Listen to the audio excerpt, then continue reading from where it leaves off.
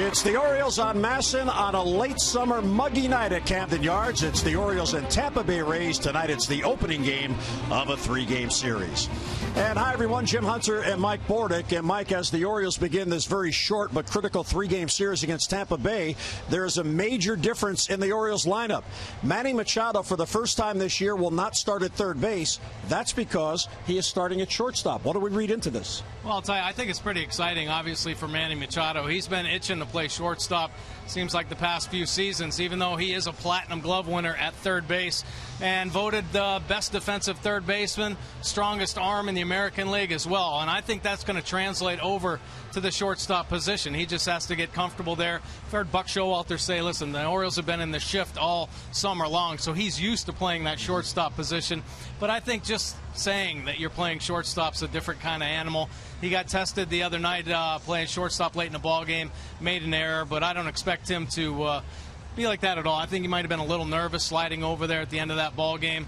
He's going to settle in. Listen, everything's going to translate tool-wise to shortstop for him. He's going to have the best range of any shortstop. He's going to have the strongest arm out there. And I think Buck Showalter, you always hear him talk about the what-ifs in the game. Well, what if J.J. Hardy misses more time? He's already missed 37 games this year. You know, you need somebody to fill in those question marks. And Manny's going to be playing shortstop one day.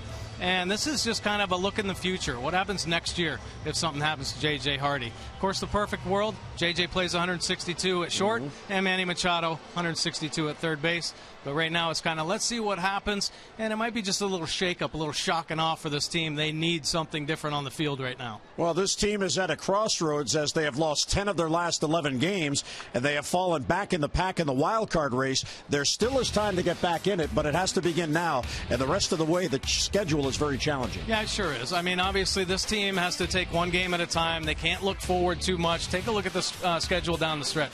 7 games left with Tampa Bay. They've got to start making some distance between the Rays. Got to play their best baseball starting tonight. Of course, the Toronto Blue Jays are playing incredible baseball right now. And the New York Yankees, they just never seem to lose. 6 games left with them. Red Sox are going to be tough. It seems like a little change of general manager over there shook everything up at the Red Sox. They're starting to score more runs. Kansas City Royals, 3 games left. And, of course, the Nationals. Royals walking away with their division in the American League Central. They're going to come here and play like the championship team they want to be. And the Nationals, they're fighting as well, much like the Orioles. So there is not an easy game left down the stretch for this team. The Orioles, bottom line, just play better baseball and play one game at a time. So after playing 33 consecutive games outside the division, the Orioles begin a stretch tonight. 26 of the final 32 games are in the division. We're coming back to Camden Yards. Lineups and first pitch are next.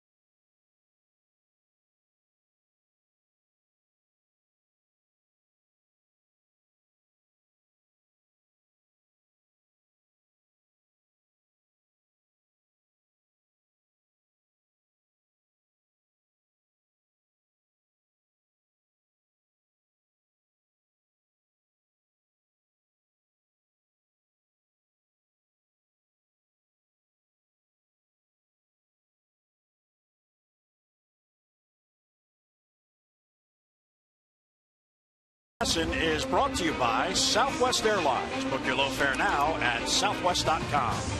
And by your local Mercedes dealership.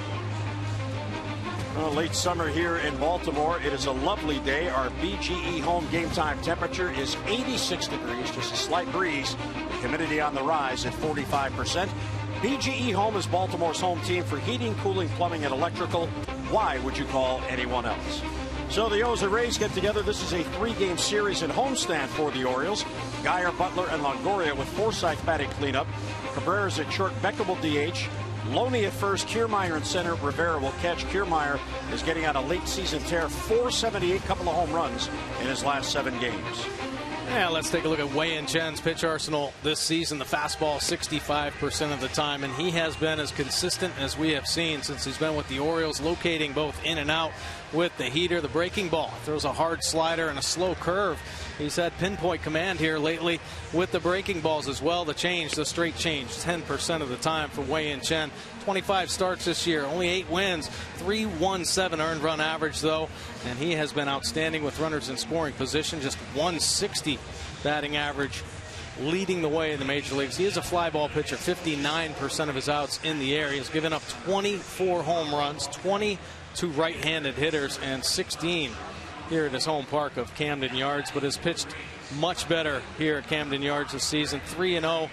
The 2.90 earned run average in 5 starts in August. So Wei-Yin Chen heating up and has been by far the Orioles' most consistent starter.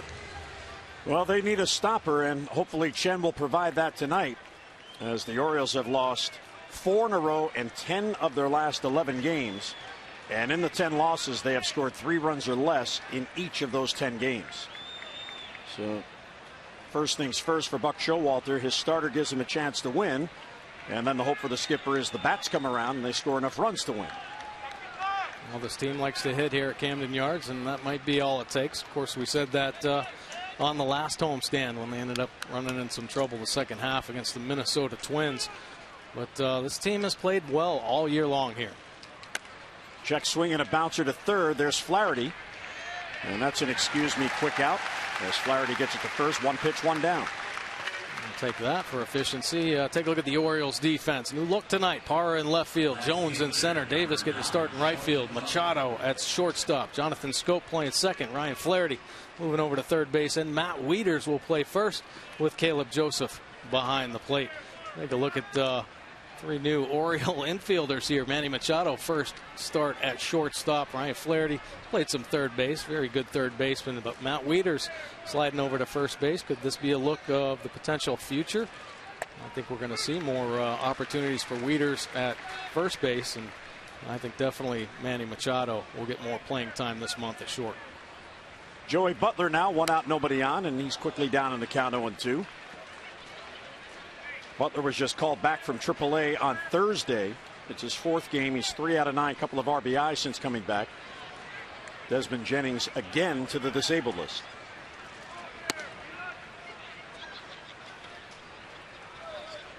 Wei-Yin Chen has the 1 win in this stretch of 11 games in which the Orioles have gone 1-10. The only win and the only starter obviously to get a win, that came last Wednesday. In his last start in Kansas City, he was real good, and the Orioles scored for him. That was the night they scored 8 runs on 5 home runs. And it's fouled back. Since August the 18th, when this stretch began, the starters have won 1, lost 9, and they have a couple of no decisions. Well, there have been a handful of games scattered in there that with a little bit more offensive support, starters would have looked a little bit better. Right there, Wei-Yin Chen has been snapping off the slider. Wow, has he been spinning it, but it's more so the location, driving it down and into the righties at 87 miles an hour. And it all plays off his ability to locate the fastball inside. Gets hitters to cheat, and there it goes, strike 3. Well, Chen has been averaging 7 Ks per 9 innings on the year, so he certainly has the strikeout repertoire. And here is Evan Longoria, who has hit Chen very well in his career. 9 for 31 with a home run. The other thing with Longoria on the season, he has really feasted on left-handed pitching. So Chen has a challenge. He skies it to right. That's an easy play out there for Chris Davis. And Chris has it for the outs. A good start for Wei and Chen.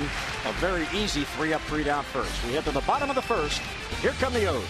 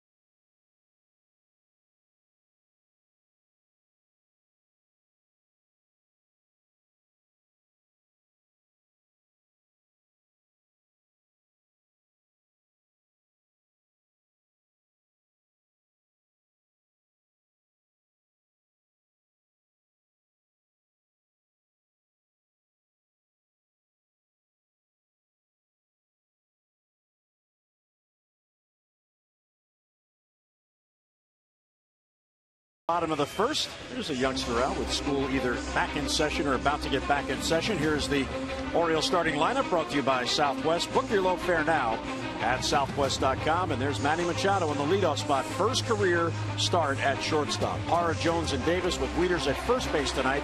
Clevenger will DH, then Stoke, Flaherty, and Joseph. So the Orioles get the extra left-handed bat in the lineup by moving Machado to shortstop. Let's take a look at Chris Archer's pitch arsenal. The fastball 55% of the time, mid to high 90s with the heater. The breaking ball has a power slider. Throws it very hard and a good change as well. 288 earned run average, 11-10 record on the season, 217 punch outs, and a very low walk rate. Opponents hitting just 213 overall against Archer. And a strike in the outside corner. Well, Manny went 5 for 29 on the road trip. That's a 172 clip. Had a home run and 4 RBIs.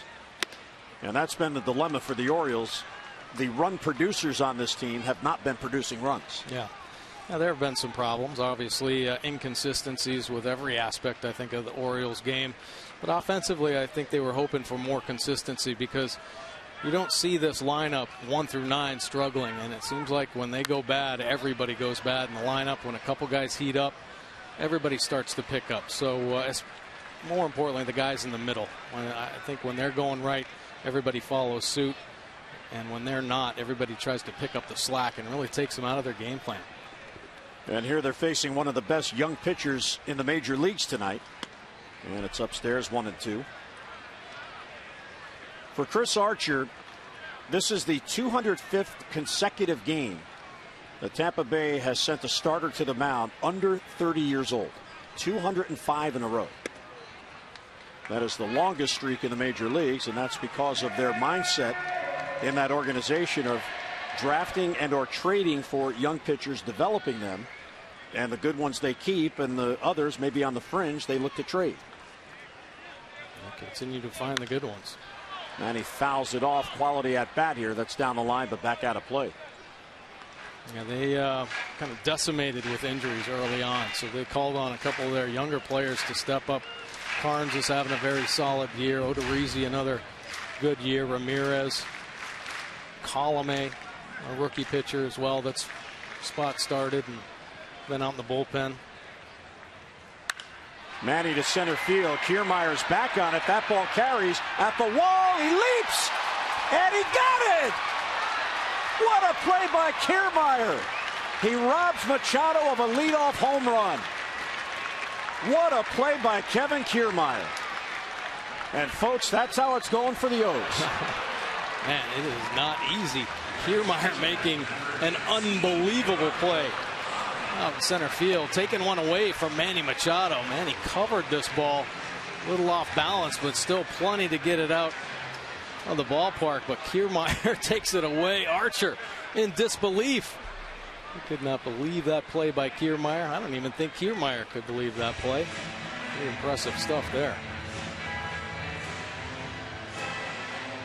Evan Kiermaier, he is turning into a star defender for Tampa Bay. So Manny denied.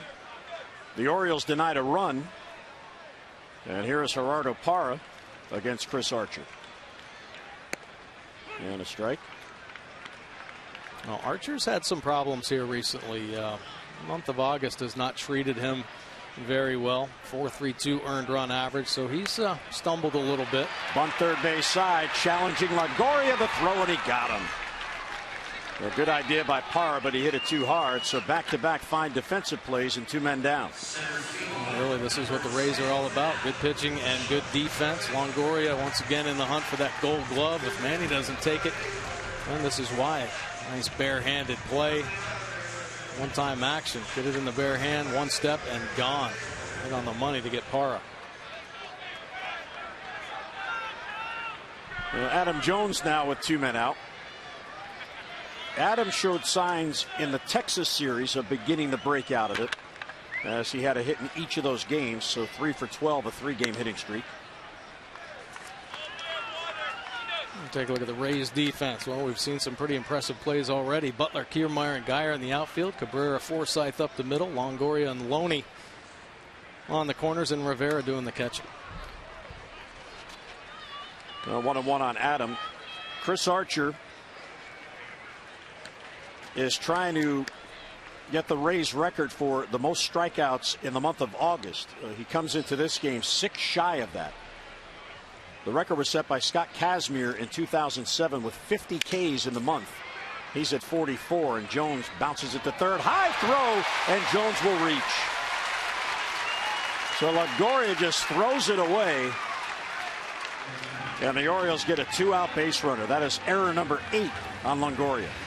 Longoria, a little boogaloo there when the ball got in the glove. Couldn't quite get the handle, and I think when he made that transfer, didn't have quite the grip he wanted and just sailed it. See the glove, a little bobble there. And this one yoiks and away. Loney can't come down with it. Nobody can. Longoria, from one extreme to the next. A great play and obviously not so good play back to back. So can the O's take advantage of the mistake with Chris Davis coming up? Chris is 3rd in the league in home runs with his 35, and he is 2nd in RBIs with 92. And if you talk about head-to-head against Chris Archer and hitters' success, Chris Davis 4 for 10 with a home run. Flaherty has hit him well. Caleb has hit him well. Manny should have had another hit if not for Kiermaier, and Wieters has hit him well. And that's why all these changes tonight with Buck Showalter moving guys around to get all those bats in there. By moving Manny to short, that enabled him to put Flaherty at 3rd and Wieters at 1st and Davis back in the outfield.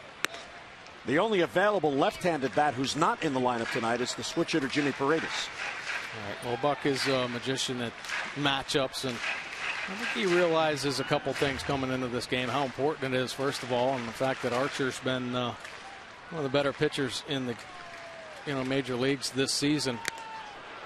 But the Orioles have had pretty good success against Archer, so he feels pretty confident. I mean, Archer's only had 1 win, got an earned run average up over 5 in his 7 career starts against the Orioles. So, get those thumpers in there, put the pressure on him early, and stick with your game plan against Archer. Can't swing at those hard sliders in the dirt, and Archer's known to elevate his fastball for strikeouts. Well, Archer 1-4 in his career against the Orioles, and his ERA is 5.06. And when you consider that his season ERA this year is 2.88, that is certainly not the same pitcher. And the only win against the Orioles came June 7th, 2013, a season and a half ago. So for whatever reason, the Orioles have been able to get what they need to beat them. Davis slices it to left field, down the line, carrying towards the corner, and over there in the corner to make the catch is Joey Butler. In foul territory, grabs it for the out, and the inning ends. So Kevin Kiermaier on Manny Machado goes high over the wall to take a home run away. Chris Archer certainly likes it, a tip of the cap. And Manny Machado, whoa, that guy just robbed me.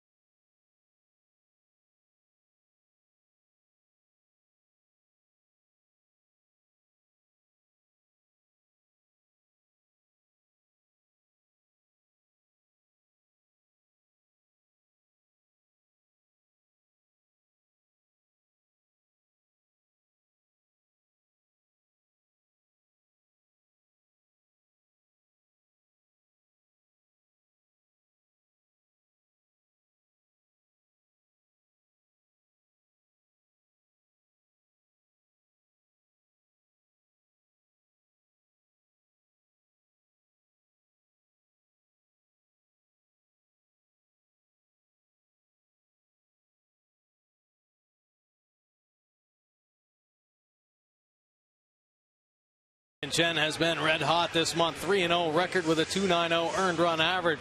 Tim Beckham, not so hot. This month, just 185 batting average, 10 strikeouts for Beckham. Celebrate the season with the American Standard All-Star event. Visit MidAtlanticComfort.com for amazing rebate and financing opportunities. Chen had a 9-pitch, 3 up, 3 down first. Beckham will be up third in this inning. Forsythe, then Cabrera and Beckham.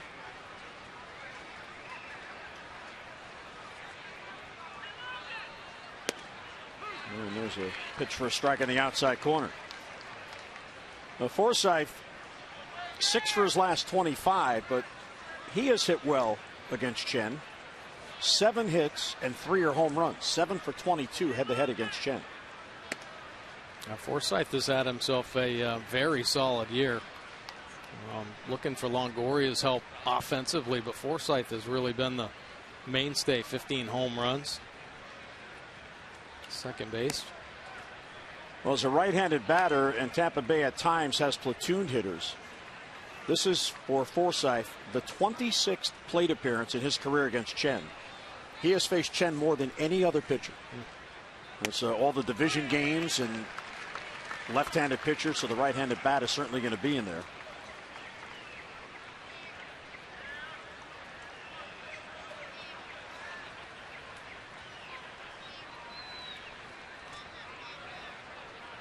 And the 2-2 to Forsythe is fouled back. For Chen, this is his 5th start against the Rays this year. That is more starts against the Rays than any other opponent. And he has more career starts against Tampa Bay than any other opponent. 2-2 pitch is hit towards the gap in right center field. Jones on the run. He won't get there, and it gets by him for a base hit. Forsythe is flying to second base. He's thinking 3 as Adam gets it back in. And the relay throw will not be made. So Forsythe with a leadoff triple, showing his speed there. Adam was shaded the other way, and Forsythe hit against it. That continues to do well against Wei-Yin Chen, and he's been raking lefties for a couple months now. Take a look at this fastball. Caleb Joseph wanting it inside, but it stays over the heart of the plate. He drives it to right center. Adam Jones trying to make a tight line and gets to the spot. Ball just beats him. Gets by him and then trickles to the wall. Forsythe recognizing that. Turns on the afterburners. Easily in the third base. So a runner at third and nobody down. And here's how tough it's been for the O's to score runs as of late. Buck Showalter has the infield up tight. Try to cut off this run. Here's Asdrubal Cabrera. Bounce towards third. There's Flaherty. He'll freeze the runner and fire across. So a quick out and a big out for Wei-Yin Chen. Our Express Stat by Express Care, a LifeBridge health partner. For locations, visit whywaitintheer.com. I'll take a look at Wei-Yin Chen on the hill this year at home. 4-4 record with a 3.29 earned run average with the run support average. Not so impressive, just 4.38 on the road. Much better at 5.07. That's why he's got the 4-2 record, but an outstanding earned run average as well at 3.02 on the road. Wei-Yin Chen's been consistent whatever mound he's on. Here's Tim Beckham, who is DHing. And he slices it foul the other way. Beckham, 25 years old. He was the first overall pick in the 2008 draft. Slow rise through their minor league system. He was to be their shortstop of the future, but at least up to this point, that hasn't panned out.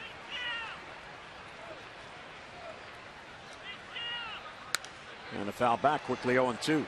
Asdrubal Cabrera ended up going on the disabled list, so he started playing more regularly against lefties and righties. But at the beginning of the season, he was platooning. He had pretty good numbers, so splits against lefties.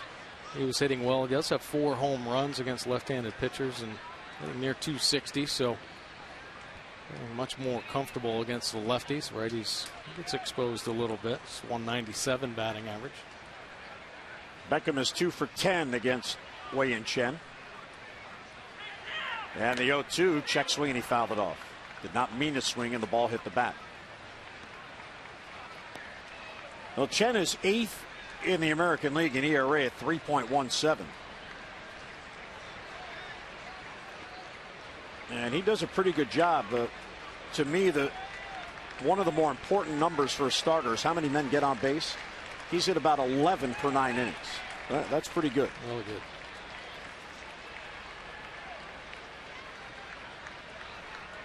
good. Another 0-2 pitch here to Beckham.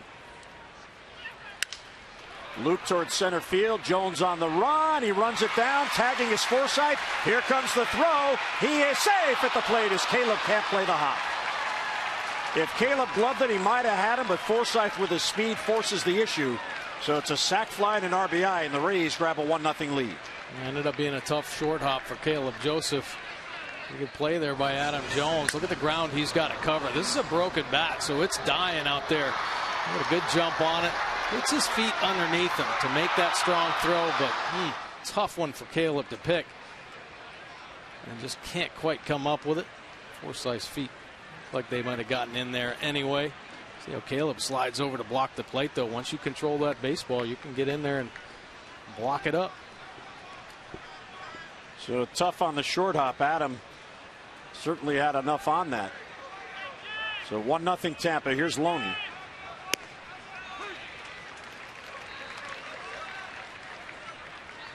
So it wasn't a base hit, but a productive at bat against an Oriole pitcher on an 0-2 pitch.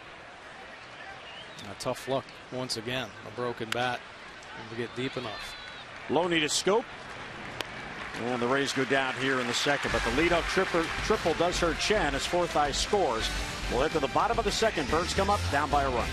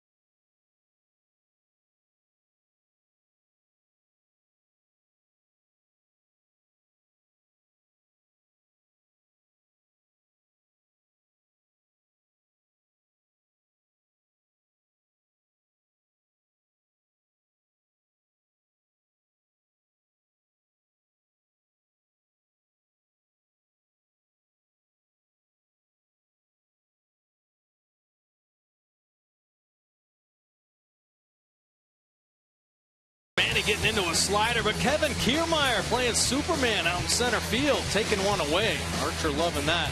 Kevin Longoria coming in to make the barehanded play to get Parra for the second out of the first inning. And then Joey Butler running into foul territory, taking a bite out of the wall, but coming down with the third out. Great defense for the Rays, shutting down the Orioles in the first. Keep hitting the ball like that, though. Good things will happen. I hope the Rays don't continue to play that kind of defense. Yeah, the Rays are 13th in team fielding in the American League, just 2 teams behind them. There's Matt Wieters, and Archer gets ahead.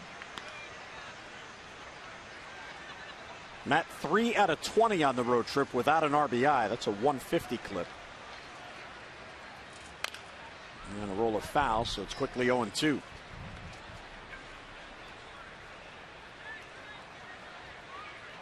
The Orioles closing out the month of August that they hoped would be the month that set them up for a big playoff run in September. They are 11-17 in the month.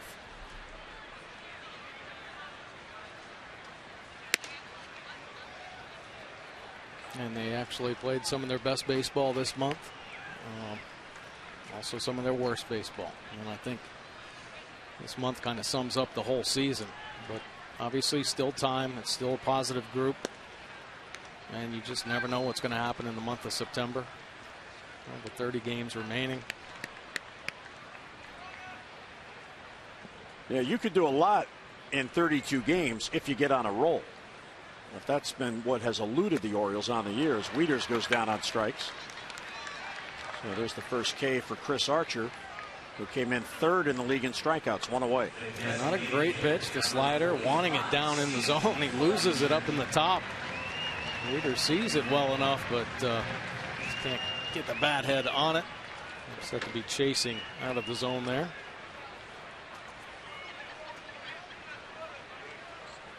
Here's Clevenger, and his first at bat as a daddy. He left the team in Kansas City, came home. He and his wife welcomed in their daughter, their first child, then joined the team in Texas on Friday, but did not get in any of the games there because of the Rangers starting 3 consecutive left-handed pitchers. He was telling me it was hard to leave to go back. He was enjoying holding his new daughter so much. I said, yep, those girls will do that to you. They'll get you wrapped around their finger instantly. Well, what a moment for Steve and his wife to welcome a child. Absolutely. He had a huge smile on his face this afternoon. I was talking to him about that. Ooh, borderline pitch. This is a good matchup for Archer and a tough one for the Orioles against Archer. Laz Diaz has a very liberal strike zone.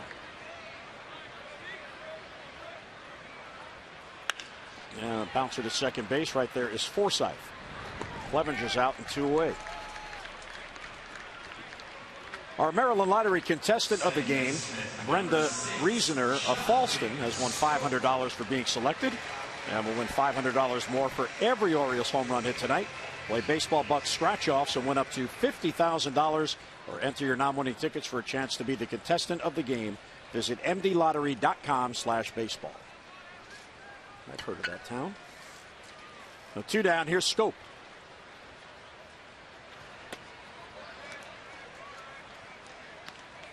See Archer slap his leg right there. He can be he can get a little rattled out there on the mound at times. Orioles keep showing that patience and put a couple runs across the board. He can lose his focus and concentration.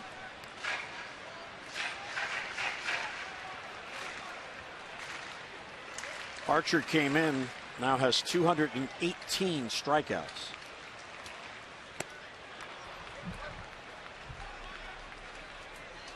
Of course, the Orioles have struggled with the strikeout.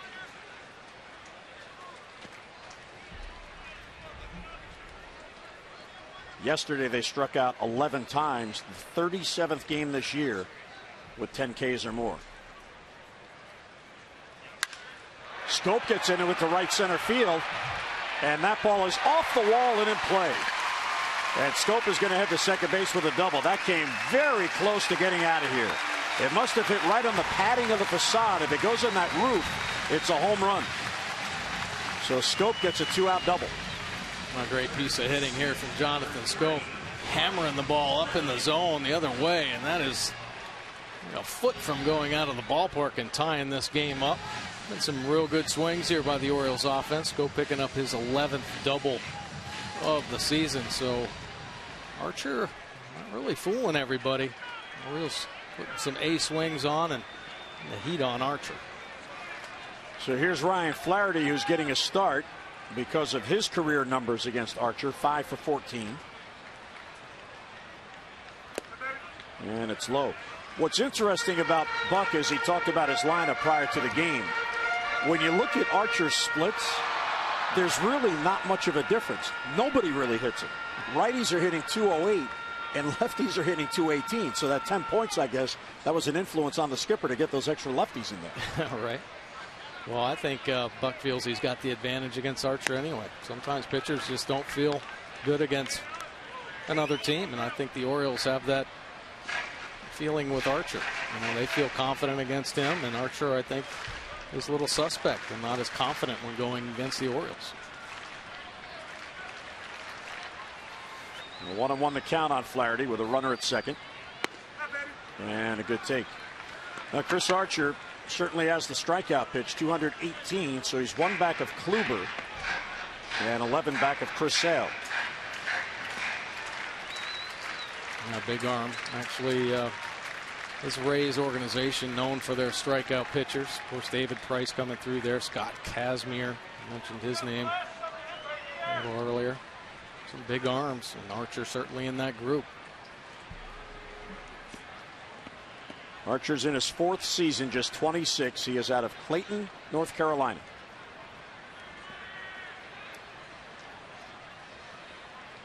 He has proven to be a durable pitcher. It's his 28th start on the year. And Flaherty takes a strike, so it's 2-2. Ryan went 3 for 12 on the road trip, and 2 of his hits were home runs. He had a pair of solo home runs in the Kansas City series. Scope at second, a 2-out double, and 2-2 on Flaherty. And a good eye, ball 3. Well, that slider that he's bouncing there, his best swing and miss pitch for sure. Orioles doing a nice job laying off to pick up that spin early right now, which I think is obviously a huge advantage for the Orioles. If they start swinging at those pitches, he's just going to continue to throw them. You got to wait him out, get that pitch count up. A lot of times pitchers that strike hitters out, their pitch count gets jacked up, and Archer, when he gets up into the 90s, closer to 100, he is very vulnerable. And he walked him. Good at bat for Ryan Flaherty. So the Orioles have 2 on after 2 men down as Ryan will take first base. Well, tomorrow night when the O's take on the Rays at 7:05, don't miss the season's next Ollie's Bargain Night, presented by Ollie's Bargain Outlet. All the upper reserve seats are just $10. Get your tickets now. Just go online, Orioles.com, or call 888-848-BIRD.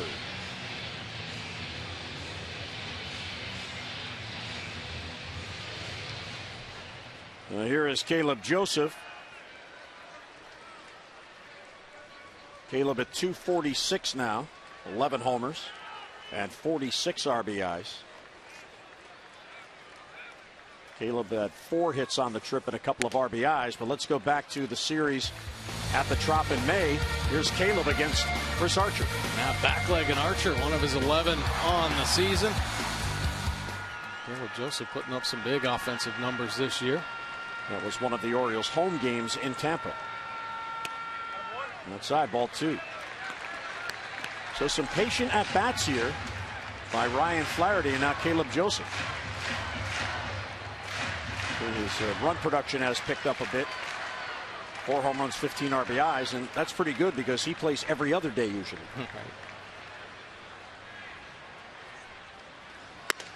Upstairs, ball 3. Little take right there. So laying off the nasty slider down, and then the elevated fastball, which is so tempting. Look at the familiarity that these guys have with each other, seeing them so often, and much like the Rays seeing Wei-Yin Chen. You know what the guy has to offer. You just have to be patient Wait out your pitch and get your mistake and not miss it. And Caleb taking all the way, 3-1 the count. He's hit .371 on the year with runners in scoring position. A real clutch performer for the O's.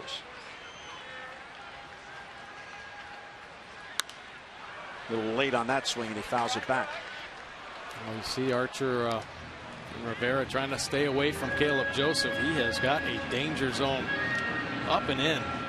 He is uncanny how he can get to that pitch, and it doesn't matter how hard a guy's throwing. He has the ability to get the bat head to an inside fastball. So Archer working the perimeter. That last fastball got away with it, top of the zone. Well, the runners will be off with the pitch. If Caleb can find a gap, they'll have the lead.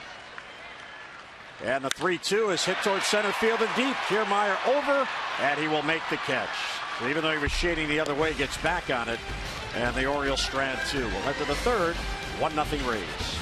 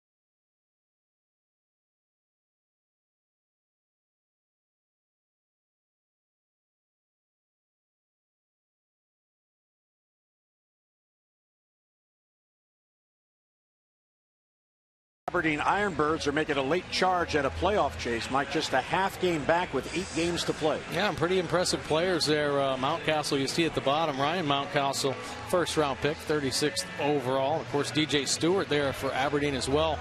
A lot of success in the Orioles minor leagues system right now. And Aberdeen, one of them, a lot of young stars. And Mountcastle, he was the second of the Orioles' first round picks in June. Stewart was the first. He batted .313 in the Gulf Coast League. And did so well, the organization felt, well, let's challenge him a little bit. Get him up there at Aberdeen. As Buck said, he could play before some fans. Right. Not a lot of fans show up at those daytime Gulf Coast League games at 105 degrees. Yeah, so important. Challenge the young players. If you could tell, and many of the baseball eyes that are on these young players, they look at them and they say, yeah, he needs to be challenged at another level. He's taken over this league. And you got to keep pushing them through. Chen gets out of Kiermaier 0-2. J.J. Hardy took BP on the field today. That was a good sign as he works his way back from the leg injury. And a swing and a miss. So Chen not messing around. 3-pitch strikeout of Kiermaier, 1 away. Now, Wei-Yin Chen has been aggressive in the zone all year long. Very limited walks. And here the high fastball gets Kiermaier. A true four-seamer with the extra life through the top of the zone. Big first out there. Chen's run support is 4.67, and that's in large part why his record, as Rivera fouls it back, is a modest 8-6 despite an ERA of 3.17. But that run support average is actually skewed because the Orioles got 17 runs for him in one start. That was against Oakland on August 16th. So it really isn't as plentiful as that 4.67 would indicate. Right. Now, Wei-Yin Chen certainly been a tough luck pitcher. With the way he's been throwing the ball, you can easily see him repeating what he did last year. Even better as far as win totals. But this is what you want out of your starter. They keep you in every ball game. Wei-Yin Chen has certainly done that for this team. Once again, a Rays hitter going down on the high fastball. It looks good, but it stays true at the top of the zone. A lot of hitters swinging right through that pitch. Well, Chen leads the Orioles. He has 10 starts this year of at least 7 innings. And is more than any of the other starters on the staff. Brandon Guyer takes a strike, so 7 consecutive strikes in this inning. Guyer bounced out to Machado on the first pitch of the game.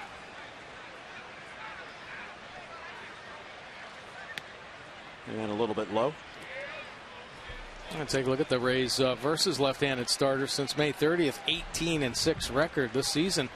23-14. So pretty impressive numbers there against lefties. Forsythe and Cabrera doing very well against left-handed pitching the last couple months. Both of them up around 400.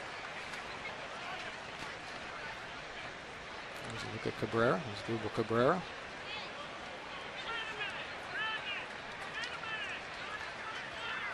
And the 1-2 pitch is high. Well, Tampa Bay, they certainly are engaged and they play tight games. They've had 75 games this year, Kevin Cash's club, decided by 2 runs or 1 run.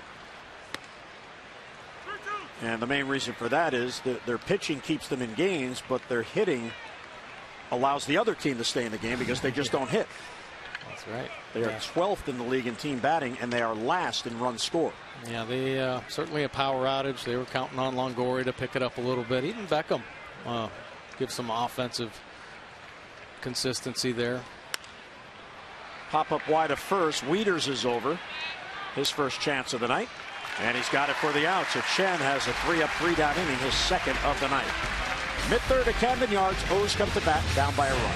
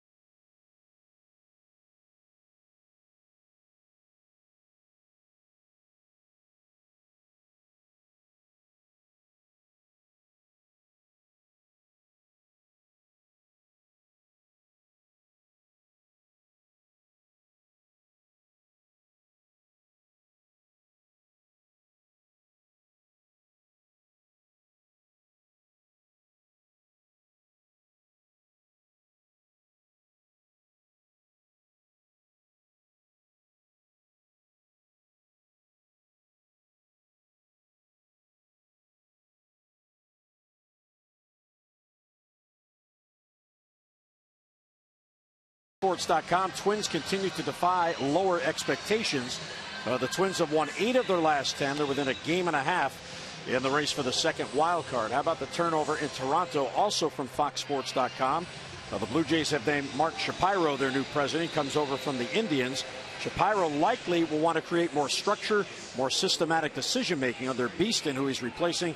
Alex Anthopoulos operated in a more freewheeling environment. An adjustment is inevitable because of the track record of Shapiro. And 2,000 miles away, Chicago sweats and celebrate Jake's Arrieta's no-hitter. Great way to end the biggest road trip in 8 years. A brilliant chapter in a season that has become special even before we know the ending, according to the Chicago Tribune. Cubs playing some good baseball. 74 wins on the season. That last road trip had to take on the Giants and the Dodgers. And came away with 2 wins against those 2 teams, but you got to get through them. And Arrieta put a nice little cherry on top of that road trip with a no-hitter. Manny slices it foul the other way. And a couple of defensive changes. Kevin Kiermaier has come out of the game. That is Guyer on your left. He's in center field now. Possibly he injured himself on this catch. He did bat. You see, hit his back real hard against the wall. And he did bat in the top of the third here, and he struck out on 3 pitches. The trainer then came over to Kevin Cash, and the move was made. So Nava goes into Kiermaier's spot, number 8 in the lineup. Manny robbed by Kiermaier, leading off in the bottom of the first. Well, J.J. Hardy might be happy about that play right there. The Kiermaier taking away the home run from Machado, because Hardy was on all the highlight films when Trout took away a home run from him. It looked almost identical to that.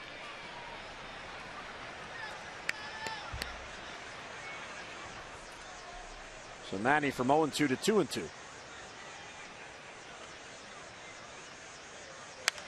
And protects the outside corner. Chris Archer was drafted out of high school by the Indians in 2006. He was a 5th-round pick. And then in December of 2008, he had just completed a season in low A ball, and he was traded to the Cubs. It was a 3-for-1 deal.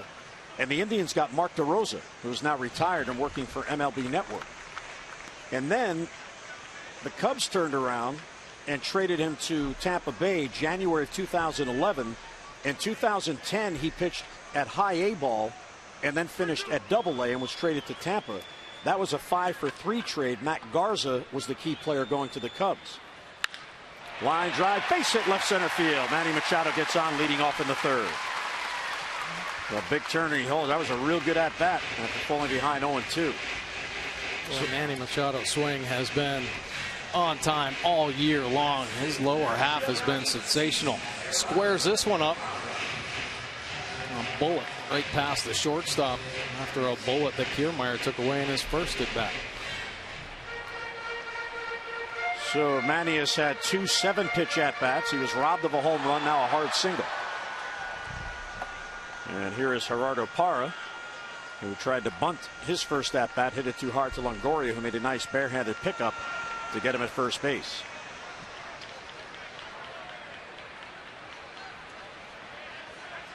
But you think about the talent that Chris Archer has, and the fact that 2 teams essentially gave up on him in favor of other prospects. And that's why when minor leaguers are traded, you have to have a long memory. Oh, I remember that trade. Yeah. I mean, he had never pitched in the big leagues until he got to Tampa. Here's the 0-1, and it's chopped foul. And what the Rays did with Archer being very proactive, once he joined the rotation, and they knew he was going to stay in the rotation, after his second year in the big leagues, in which he was 10-10, they gave him a long-term contract extension to lock him up. 6-year deal through 2019, $25.5 million. And there are 2 team options on the back end of that for 2020 and 2021. There's a bouncer towards second base, charging his 4th eye to second one, and no throw back to first. Real good slide by Machado on his Drupal Cabrera. A slow developing double play ball. And Machado, nice job finishing it up. Trying to get a piece of the shortstop. Wake up the double play. Cabrera couldn't continue it here. The chopper, Forsythe getting it on to Cabrera, but look at Manny going out and getting him. Gets a piece of that foot. And Cabrera, the veteran, wisely eating that baseball. So a runner at first now is Parra with 1 down. And Adam Jones, who reached on an error by Longoria on a routine ground ball in the first.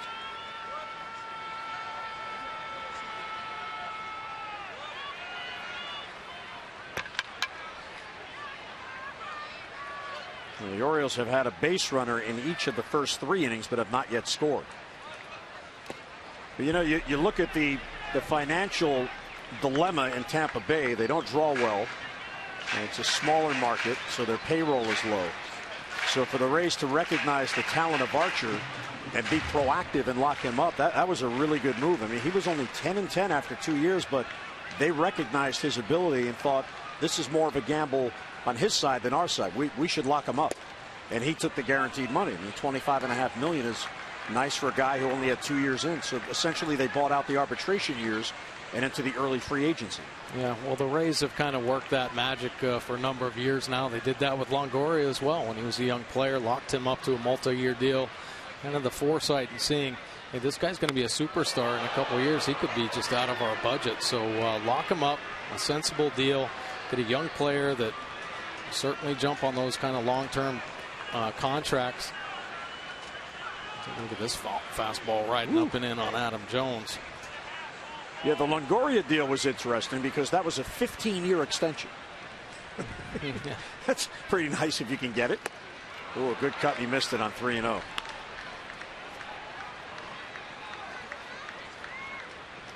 So there you go. 205th straight under 30. And he's only 26. So 3-1 on Adam with Parra at first and 1 down, and the O's down by a run. So if you're a starting pitcher with the Rays and your birthday is coming up and you're almost going to turn 30, you better start packing your bags. Yeah, I believe so. Oh, no, they just trade you for a younger version. Exactly. So there's the second walk already allowed by Archer. Don't miss a special night at Oriole Park tomorrow as the O's will celebrate the 20th anniversary of Cal Ripken Jr.'s historic 21-31 game. And baseball's Iron Man will be throwing out the ceremonial first pitch before the game at 7:05. Now, good seats are available at Orioles.com. Plus, you can visit Orioles.com/2131 to bid on the official Orioles Maryland license plates, number 2130 and 2131. The proceeds benefiting the Orioles Charitable Foundation. And there's Junior's statue out in Legends Park. Ground ball to first, fielded there by Loney. He goes to second for the force on Jones. Back to first, not in time. And another good slide on Asdrubal Cabrera as Adam Jones went in hard. Yeah, Orioles coming in hot at second base. Another fine defensive play by the Rays, though. Loney in the glove and out of it, almost completing this double play. Nice backhand stop up to the feet. And Jones coming in hard, and Cabrera getting off a pretty good throw there. Loney head on a swivel, head right up, checking Parra at third base. Archer almost got in Loney's way there. I don't think Loney realized that the pitcher was so fast in getting over to cover the bag. Archer actually may have had a better chance to double up Davis because he was already on the bag. Loney had to go back to it. Yeah, a lot of things going on. You have to communicate one way or another. Archer's got to let Loney know after that play, I'm here, I'm here. And take a look at the end of this play here. Cabrera with the flip, but Archer and Loney standing right there. Archer pretty lucky he didn't get stepped on in the middle of two big guys. So can the O's get a big 2-out base hit? First and third. And down by a run here in the third inning. Parra running off third base with Archer from the stretch, so he stepped off. Longoria wide of the bag, never moved. Not a bad thought. Distract him. Absolutely. Groove a pitch to Wieters.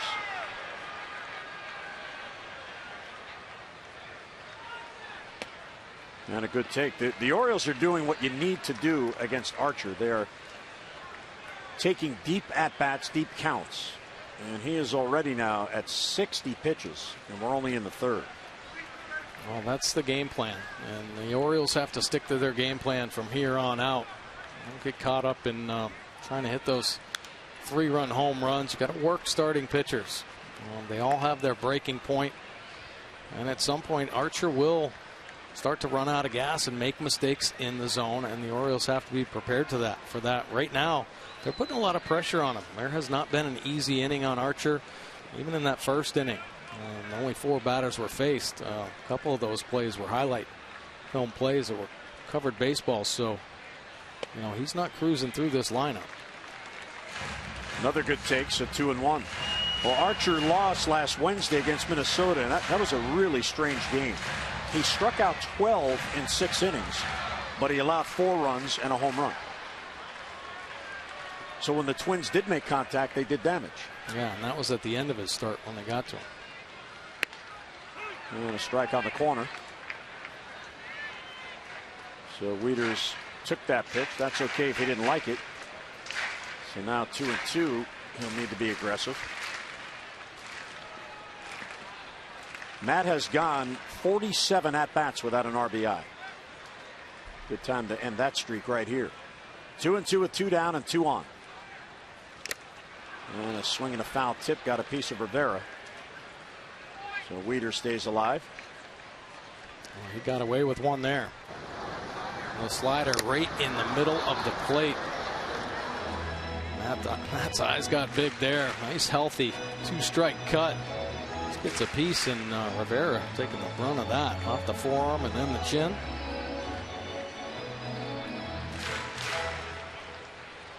Well, Diaz giving him some time to get the cobwebs out.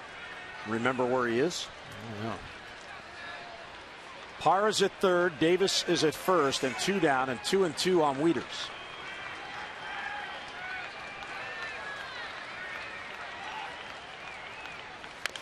And bounces foul near the Oriole dugout and into the Oriole dugout.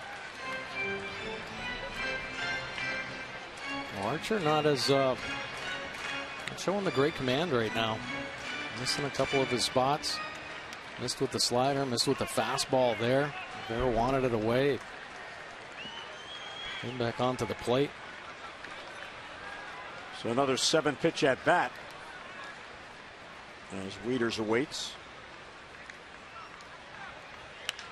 And he popped him up. Longoria out in shallow left. And he'll make the catch, and Archer gets out of it, and the Orioles strand 2 more. They have left 5 through 3 innings. We'll head to the 4th, 1-0 Tampa.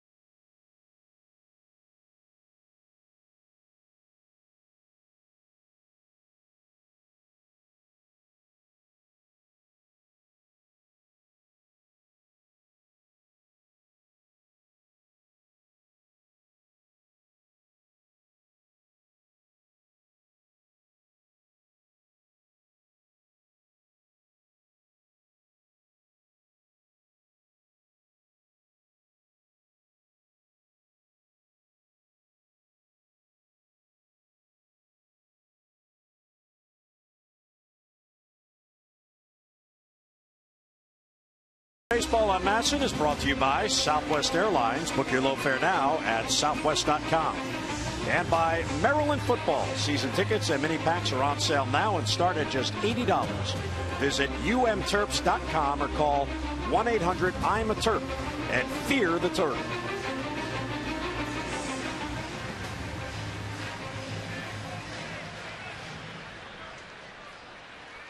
Look at that glove right there. Oh, yeah. That looks like the glove you used to use. Yeah. No wonder you set that major league Bigger record. the better, baby. Takes 4 batteries, the big ones. So Chen gets ahead of Butler 0-1. He's faced 11 batters, and he has been strike 1 to all 11 batters. Yeah, he's all in the zone right now. Filling it up. All of his pitches as well. Both breaking balls, the change. Good change right there.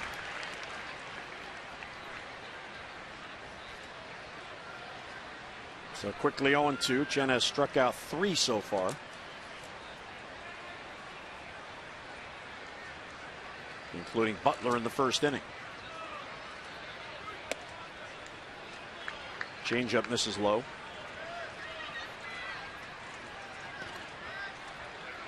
Chen has had a great month of August. 5 starts, 3-0, and a 2.90 ERA.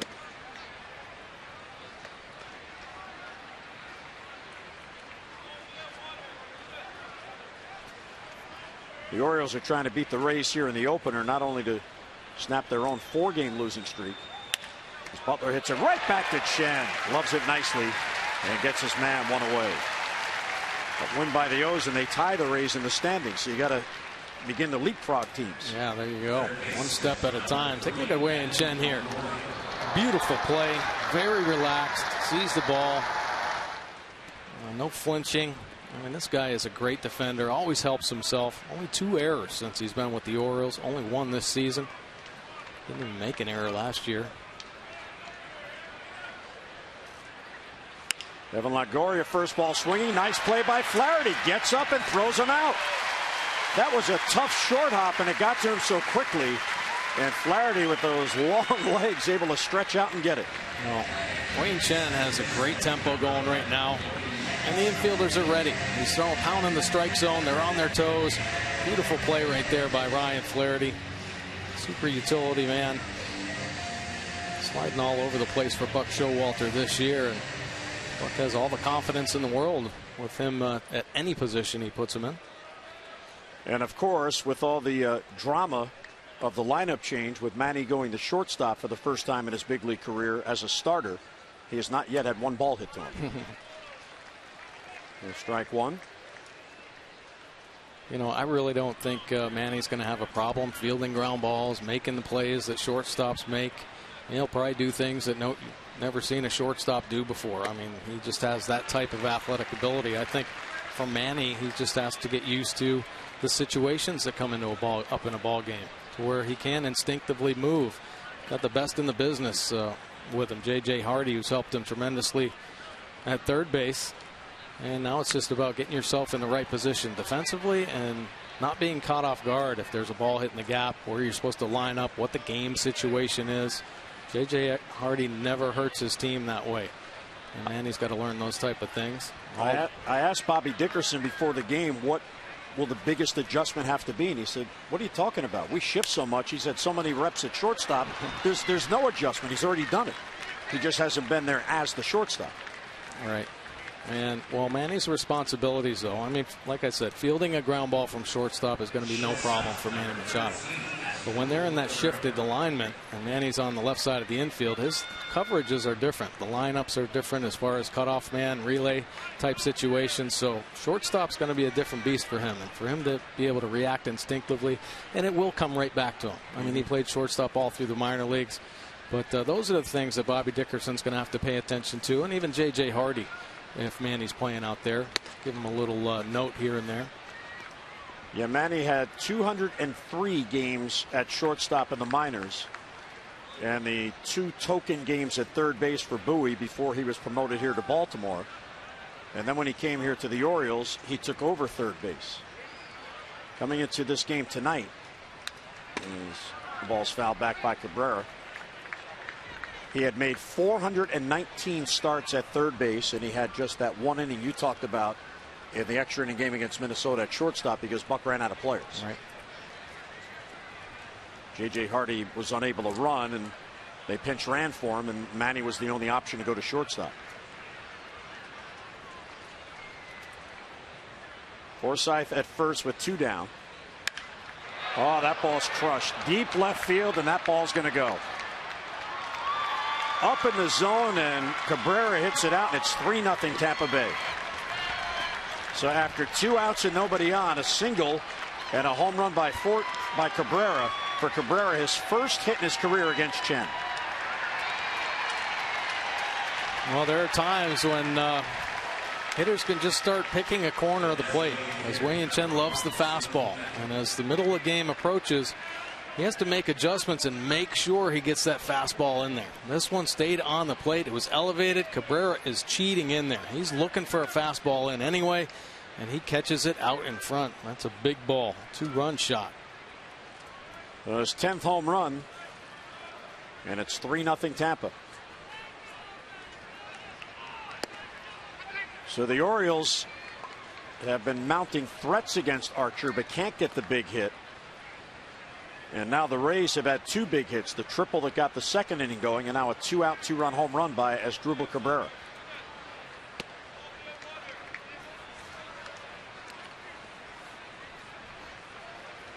See, 102 miles an hour off the bat of Cabrera. Long ball of the season for him. And a strike. Beckham drove in the first run off Chen in the second inning. with a 1-out sac fly to shallow left center field. Adam Jones was shading the other way, made a great play to get it, and nearly gunned down the run at the plate. But to throw short hop Caleb Joseph, and he couldn't glove it.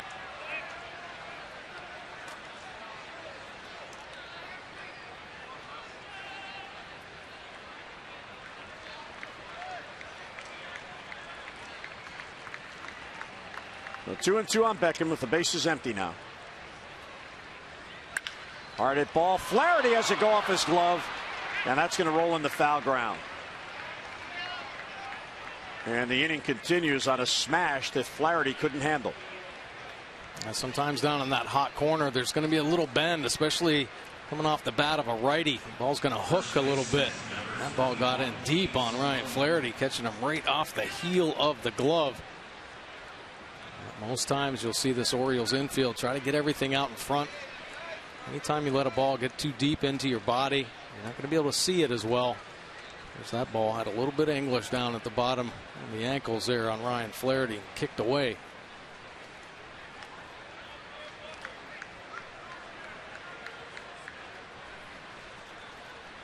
So after 2 outs and nobody on, single 2-run home run and single off the heel of the glove of Ryan Flaherty.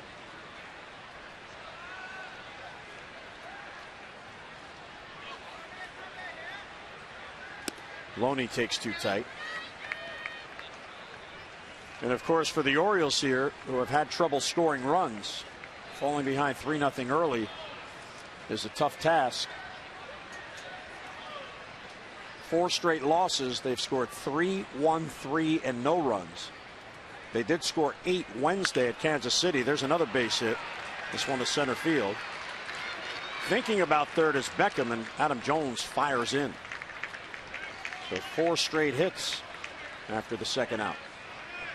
Another elevated fastball there that Loney gets on, slapping it out to center field. Dave Wallace run out there and Wei and Chen a little breather.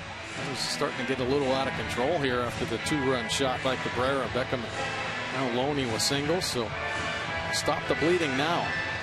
Take a deep breath. Sure, Dave Wallace saying, hey, you're pitching fine. Drive the ball downhill. Couple of pitches elevated.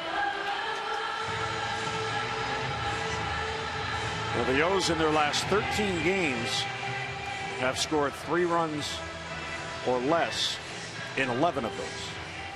So, yeah, that's not good. This Orioles offense can certainly do better. I mean, it's a team that lives and dies with the long ball, obviously. But I think there are good enough athletes and good enough hitters on this team where they can still put big numbers up even without the home run. I mean, they've strung together hits and put up crooked numbers in innings before. It's just they haven't been able to get on much of a roll. Daniel Nava takes a high strike, his first at bat. He took over for Kevin Kiermaier, who left the game with an injury. Chen trying to work out of it here. Keep this to the 2-run inning. Looked like a changeup that may have fooled Nava, and he slaps it foul. 0-2. So Chen has now allowed 25 home runs. He was tied with Miguel Gonzalez at 24 for the 4th most in the American League allowed. Cabrera, 2-run shot. 22 of those to right-handed hitters. So a lot of times it's those heaters cheating in. And he gets Nava on a swinging strike 3, and that ends it. But Tampa Bay gets 7 men to the plate, and they get 2 on the home run by Cabrera. Mid-4th, 3-0 Rays.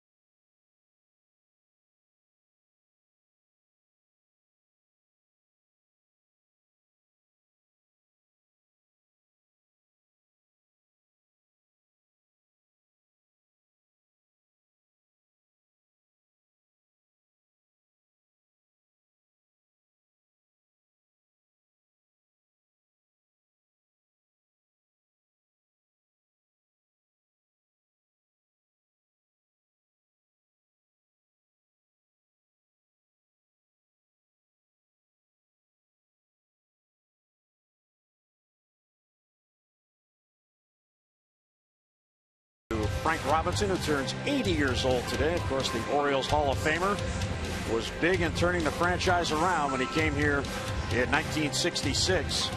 He came as a winning player, and he helped the Orioles turn the corner, and they won the World Series in 1966. How about the Triple Crown that year, Mike? Big numbers with the O's. Member of the Hall of Fame. 1966 won the Triple Crown. 316, 49 home runs, was the MVP of the World Series, and there is his statue, the sculpture, in Legends Park. Pretty impressive stuff. The career he had with the Orioles was incredible, but he was an MVP in the National League as well. Of course, Manager of the Year. When he got done with his baseball career, his Manager of the Year with the Orioles back in '89. Clevenger, Scope, and Flaherty. The O's now down by 3. Clevenger grounded out sharply to second base his first at bat. See Archer at 68 pitches now. He threw 26 pitches in the second, 23 more in the third. Clevenger to left field, chasing Butler back on it. Turns the wrong way, turns around, drops the ball. And Clevenger is going to hit the second base. So the O's get a break as Joey Butler, you could see he was having trouble with it. He turned the wrong way and then tried to recover and just drops it. Oh, this could be the break the Orioles are looking for. Now, ball is slicing away, and Butler gets turned around and just kind of under boogies on that ball when he tries to make up. Loses sight of the ball. 2 hands up. Very tough play when you reach out with 2 hands. You block yourself out. You lose your athleticism. And that ball hits in the glove hard and bounces out. Clevenger standing on second base. So the second error of the game not only gives the Orioles a base runner, the runner's in scoring position. And Jonathan is having trouble with his batting glove. Where are the fingers? You can't get the fingers worked out. See, that doesn't happen in Curacao. See, we probably know how to get the fingers out because in the wintertime when our gloves and you know, he's not used to the wearing gloves off and the fingers come back out with it. Blas Diaz is saying, hey John, you couldn't have done that when you were on deck. And there's all that sticky stuff on there.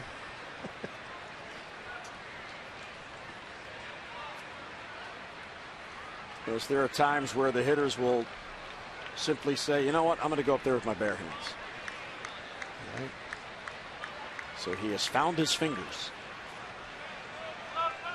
Jonathan double. It was a line drive. He nearly hit out to right field to hit off the facade of the grounds crew shed.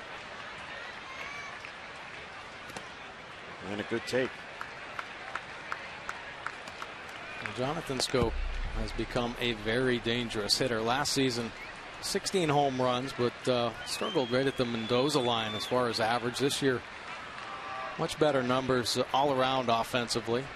Batting average has been hovering around 300 here for a while. Chopper to third. Longoria fields it foul. That's a foul ball.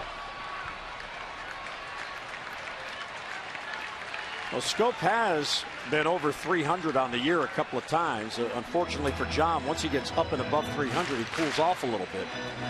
He was only 1 out of 11 in the 3-game series in Texas, and that dropped his average to 287. It's gone up a little bit with his double. You gotta like his plate coverage, being able to drive the ball the other way. I think he can. I mean, that was a picture-perfect swing on a high fastball. Just missing that home run in his first at bat. But great pull power as well. Fooled by the breaking ball that time, and it's 1-2. Good pitch by Archer. Tough pitch to lay off of. Throws it hard. You gear up for the fastball. Going at 87, 88 miles an hour. And if he throws it out in front of the plate, you get a lot of those swing and misses. It's when he works the edge, especially away, and you recognize it, easy for a right-handed hitter to lay off that pitch. On the plate, you're going to get a lot of swing and misses. And he got him. Held on to by Rivera. That's a big out for Chris Archer. 1 away on his second strikeout. Almost identical for the second strike. There you go. On the plate until it gets to the plate, and then it just disappears. Looks like it's going to be a fastball away. What a late break. Yeah, I mean, that's what it's all about. And big league pitchers strive for that. That late movement, right when it gets on the plate, they're going to be much more successful. Flaherty worked to walk his first at bat, and he'll take a strike.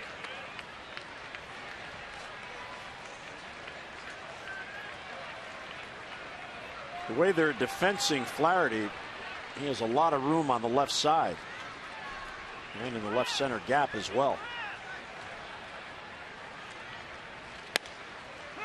And it's 0-2.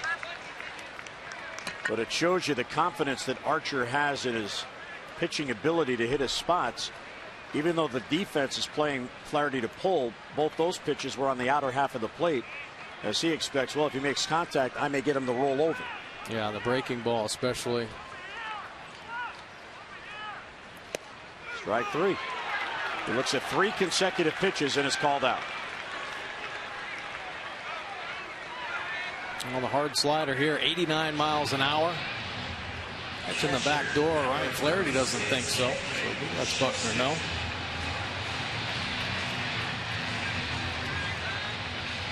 So if Flaherty thought that was a ball easily, didn't slap it foul to stay alive. So the leadoff error that has Clevenger at second. He's there now with 2 men down, and here's Caleb Joseph.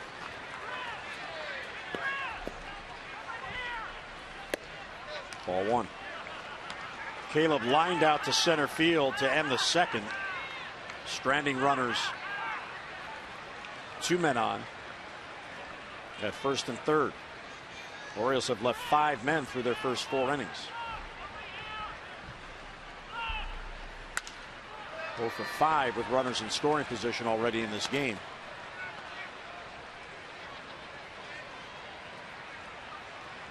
And this Orioles team, I mean, they've done pretty well all season long with runners in scoring position. Unfortunately, the opportunities, they're kind of trailing everybody in the game with their opportunities. In some cases, teams have over 100 more chances to drive in runs than the Orioles. So a lot of that comes down to the on-base percentage, the ability to draw walks, the ability to extend innings with base hits. And that's part of the offensive inconsistencies, at least over the past 12, 15 games for the Orioles. And a high strike called. Caleb disagreed, and the count evens 2-2. Well, even though tonight they seem to have a patient approach against Archer, that usually is not the way that they go up attacking. But they are not a team that looks for walks, gets a lot of walks. They are a swing aggressively and play for that big inning. And that's fine when you get it. But when you rely on the home run and then don't get the home runs, it becomes more difficult and a bigger challenge to score. Yeah, and I think what's frustrating is, when a team's behind, the ability to maybe take a pitch or two. Just some situational baseball. You're not going to be able to hit a 3-run home run if nobody's on base. So how are you going to get guys on? You're going to work at bats and be aware of the game situation, what the starter's throwing, how many pitches does he have. This is a great opportunity, middle of the ball game here for the Orioles. They've already got Archer's pitch count up into the 80s. So this is right where they want him, to be honest with you. He's kind of struggled through, labored through some innings here in the early going. He's going to be making mistakes. They just have to be ready for those. Well, this is the 7th time only on the year that he's walked as many as 3. 4 times he has walked 4, and here's Manny again. Ball 1 outside. Manny was robbed of a home run by Kiermaier leading off in the bottom of the first. Tremendous play by Kevin Kiermaier in deep center field. And then he had a hard line drive for a single his last at bat. Represents the tying run. And he swings through the slider. Archer has allowed 15 home runs on the year.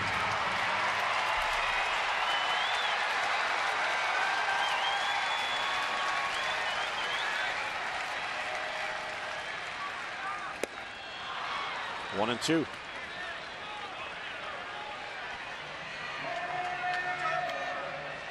He's got the feel for the slider right now. He's not leaving it up in the zone, just burying it at the bottom of the zone. A couple good ones there to Manny. Clevenger at second, Joseph at first, and Archer steps off. 1-2 on Machado. Those have just 2 base hits. And a chopper out in front of the plate. Archer stumbles, gets up, throws, and safe is the call at first. And the stumble as he went down, the cleats didn't grip. And Machado reaches. Well, it was nice to see Manning getting down the line right there. You just never know. You got to play the same. Play hard every night. Manny hustling down the line. A little stumble there from Archer. Firing it over there, but Manny's on the base. And they continue to put the pressure on Archer and continue to wait for that big hit. So that is an infield hit in part because of the stumble. So Manny's 2 for 3. His 42nd multi-hit game of the year, tops on the club, and now a big spot for Parra. Gerardo has grounded out twice. He is 0 for his last 13. Clevenger, Joseph, Machado, third to first. And he fouls it back. Parra 0 for his last 13 and 2 for his last 24 without an RBI. So he's due. It's a great opportunity for him, but good numbers on the year. You see the .313 with runners in scoring position.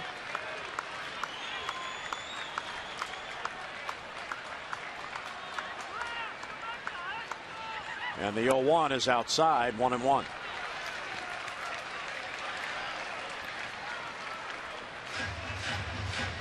And again, that pitch count keeps mounting. He's approaching 90 pitches as he works here in the 4th inning. Tremendous job by the Orioles tonight to be patient.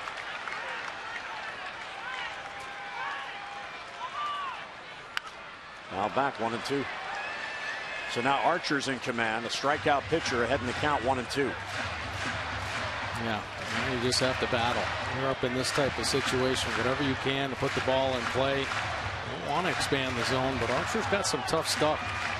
And that slider he's been throwing, if you start to pull off it a little bit, you're going to be exposed. You stay on the pitch, take your eyes and head to the baseball. Bases loaded, 2 down, and the 1-2 to Parra is low, 2-2. Parra has a real good batting eye. That was noticeable immediately after he joined the O's.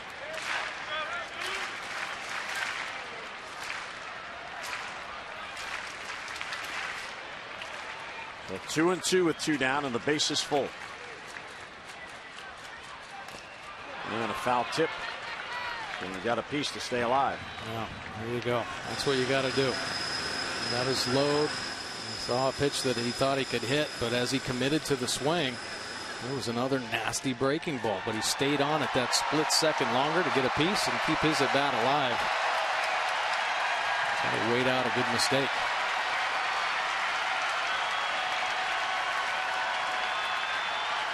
Two and 2 on Parra. A big moment early in this game with the Orioles down by 3.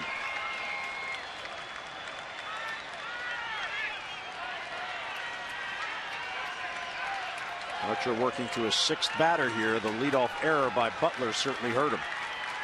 He struck out the next 2 batters. The 2-2 is swung on and missed. He got him, and the Orioles fail again to get a run across. They leave the bases loaded.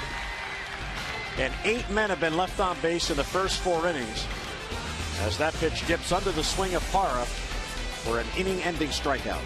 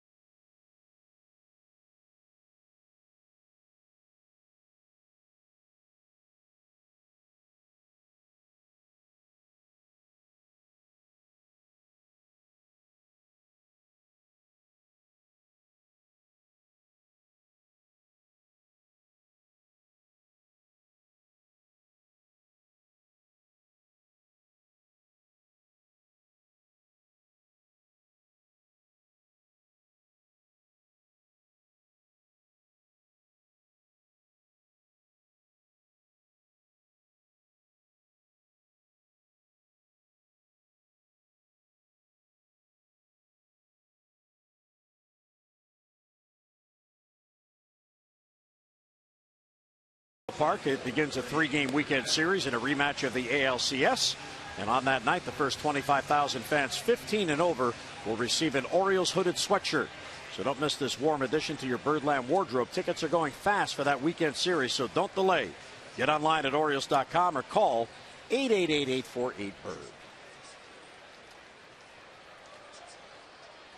You know, that youngster's keeping optimistic.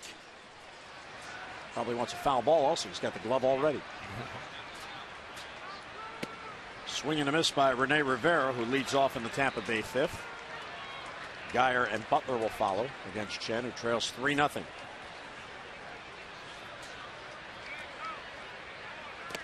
The Orioles are now 1 for 7 with runners in scoring position in this game.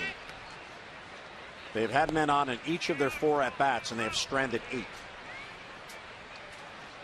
And they haven't been able to take advantage of 3 walks and 2 errors. That ball is ripped down the line for a base hit. Parra was way over towards the gap. Rivera heads for second, and Parra will play it back in. There's a leadoff double. Well, Rivera getting on an elevated pitch. Another inside fastball there.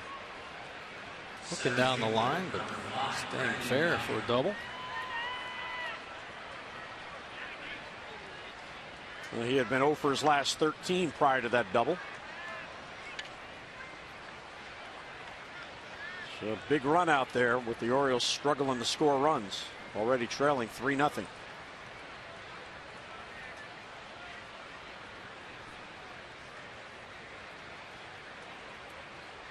Geyer is 0 for 2 on the night. Has not hit the ball out of the infield. And he bunts, fouls it back. So Kevin Cash up 3-0, looking for an insurance run as Geyer squared a bunt. Almost more of a bunt for a base hit right there. Push it to the right side. If you get a single, great. If not, you get the runner over. Yeah, well, if Kevin Cash wants that executed, he should have his hitter square around, give himself up more. Too much movement right there, and he almost popped that one up. Pops this one up foul, so he's down quickly 0-2. Kevin Cash is the youngest manager in the major leagues. He's just 37 years old. Last year was on the Indian staff with Terry Francona. They are really into the analytics in Tampa. It is a big part about who plays, who doesn't play, what they do in situations. And the 0-2 is low. He doesn't chase a breaking ball. Well, Kevin Cash was a catcher when he played at the major league level, so a good feel of the game and understanding, obviously, of pitchers. And, of course, the Rays pitching has not disappointed this year.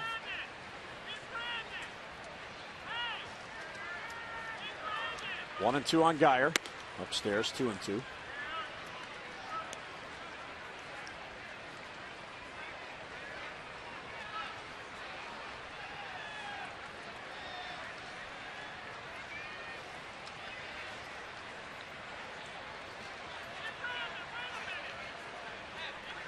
And the 2-2 pitch is hit towards the middle and past Machado for a base hit.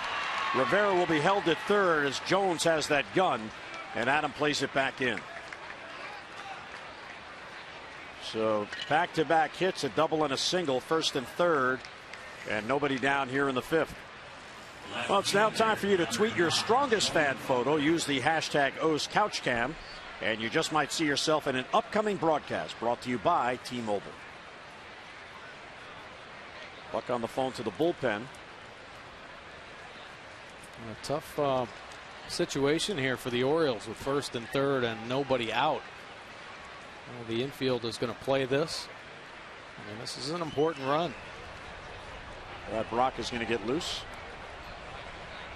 Well, it's got to be so tough on the Orioles pitchers in this stretch, Mike, where the Orioles have lost 10 of 11. 3 runs or less in all 10 losses. They were shut out yesterday and have missed 4 opportunities tonight to put even a run on the board. Well, there's got to be so much pressure on them. A lot of pressure on everybody, I think. I think pitchers should feel pretty good about what they're doing. Orioles will take the 2, but the run does score. So they elect to play back for the double play, and Manny played it perfectly as Scope. So 6-4-3, no RBI, but the run comes in as Rivera scores, and it's 4-0 Tampa Bay. Manny's first chance here. And this was the double play combination in the minor leagues. Machado to Scope. Well, not on to Wieters, but the double play combination of Machado and Scope handled cleanly. Where Scope signed with the Orioles before Manny did, because Jonathan signed when he was 16 and Manny had to wait for his senior year of high school. And Jonathan was the shortstop of the future, if you will, until Manny showed up. The day Manny showed up, Jonathan became another position. Well, Jonathan certainly talented enough to play any of the infield positions.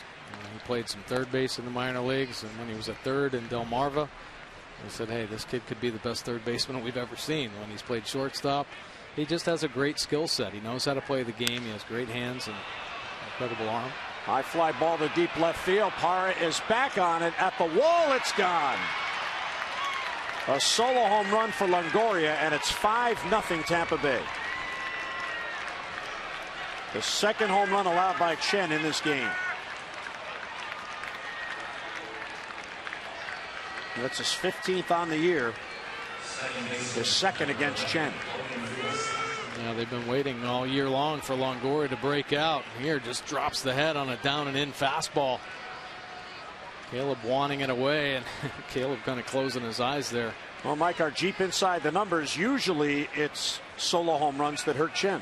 Yeah, most solo home runs allowed. Wei-Yin Chen, 21 solo shots. 18 home runs allowed here at Camden Yard. So he's now allowed 26 home runs, 21 solo, and 5 2-run home runs, including the one tonight by Asdrubal Cabrera. Logan Forsythe is batting. He has a triple and a single. The Tampa Bay 5 runs on 8 hits. And they have shut out the Orioles on 3 hits, as Chris Archer has bent, but he has not broken.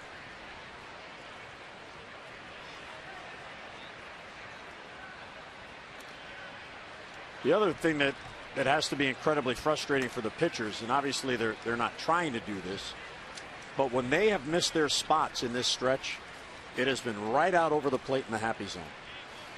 And it's such a tough thing to miss your spot by that much and give the hitter a chance to extend his arms. Wei-Yin right now maybe overthrowing a little bit. A couple fastballs Caleb wanted away to the right-handed hitters, and they've worked themselves back into the inner third. So he is missing his spots. And he's got to get back on track. And a lot of that comes from controlling the emotions. Obviously there's some frustration right now, so overthrowing possibly because of that reason. Doesn't get the call on the inside pitch.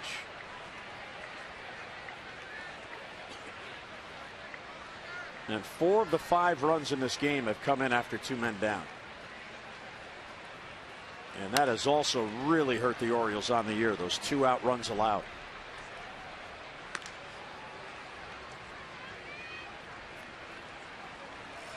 Still fairly pitch efficient after that 9-pitch first inning. 3-2 on Forsythe. Right field, that ball's hit deep. Back on it, Chris Davis circling to it, reaches up, and it's off his glove and in play. And Forsythe will head to second base. He now has a triple, a double, and a single. So he is the home run shy of the cycle. And 3 for 3 in that cleanup spot.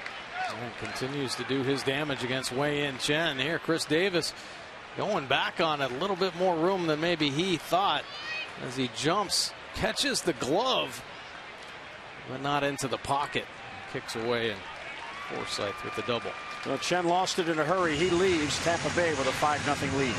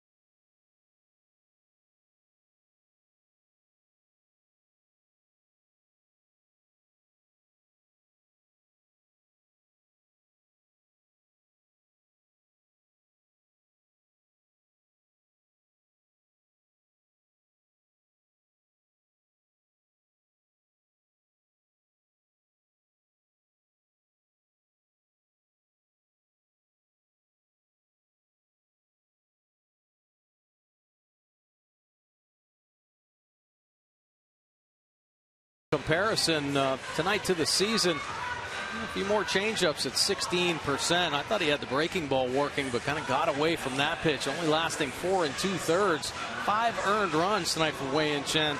The 4 of those runs came with 2 outs. He did give up a couple long balls in the game as well. Now it's time for our AT&T call to the bullpen. AT&T, proud partner of the Baltimore Orioles. AT&T, mobilizing your world. Well, Brad Brock coming in, take a look at his pitch arsenal. The fastball 63% of the time.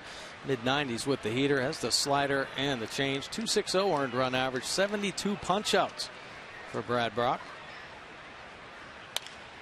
And a ground ball to first. Wieters down on the knee. Will flip to Brock. And on one pitch, Brock gets an out. And the inning ends. But Tampa Bay gets a couple more. We'll head to the bottom of the 5th. Chad Snyder's done. 5-0 Rays.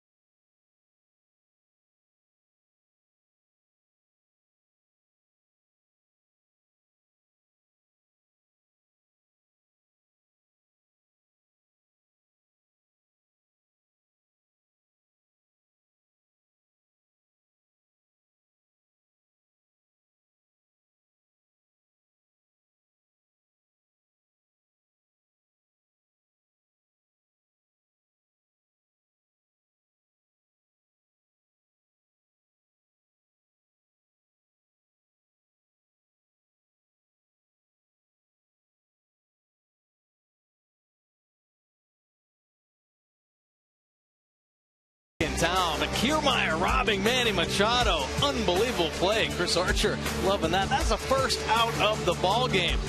And Cabrera gets on Wei-Yin Chen. It's a 2-run shot in the 4th inning. And the Rays start to pull away. But the Orioles fight back a little bit. Bases loaded. Parra up. And Archer gets out of a huge jam as Parra goes down swinging on that nasty slider. Remember, Geico, 15 minutes could save you 15% or more on car insurance. Visit geico.com for a free rate quote. So Archer, who has had a tough time but has not given up a run, 92 pitches through 4 innings, now has a 5-0 lead. Kiermaier, who left the game, by the way, has a mild right ankle sprain. Adam has reached on an error and walked. And it's 0-2. Well, Archer, 94 pitches in the middle of this ball game. So he's been laboring through here. And the Orioles have a great opportunity to take advantage of Archer when he's kind of worn down a little bit. And Archer gets to 91 pitches in between 105 pitches. Batters are hitting .333 off him. So this is a great chance for the Orioles to get him while he's fading a little bit. Might feel confident with the 5 runs. But this is the spot where he makes the big mistakes. See the slider, another one buried. As Adam Jones fouls it off, comes up and gets a piece of him, but he's still in the box. So the count holding 0-2.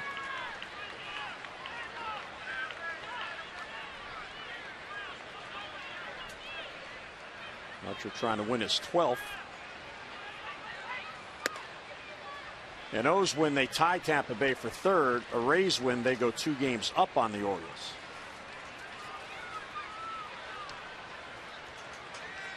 And it's been so rough on the O's. They began today only 3 games up on Boston.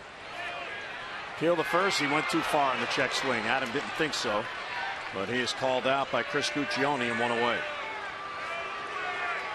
Tough pitch, the backup slider. Rivera setting up down and away, loses it up and in. Adam Jones waiting for it to break, but it never comes down. Very close. Does not go his way.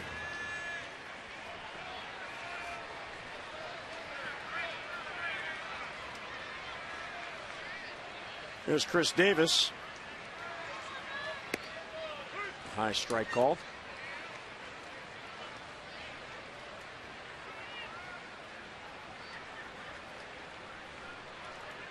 Chris is 0 for 2. He flied out to left and bounced into a fielder's choice. Boston is leading the Yankees tonight 3-2 in the 5th at Fenway. An Orioles loss and a Red Sox win, and the O's are only 2 games ahead of Boston for last place as they try to maintain 4th place.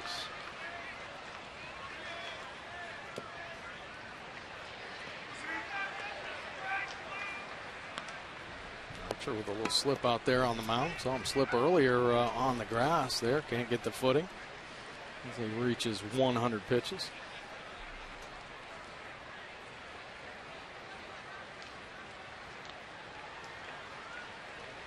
A 1-2 on Davis. Base is empty.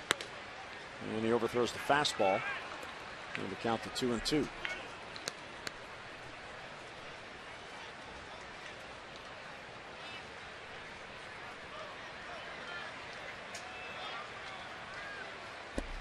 And he gets Davis. And there's strikeout number 6.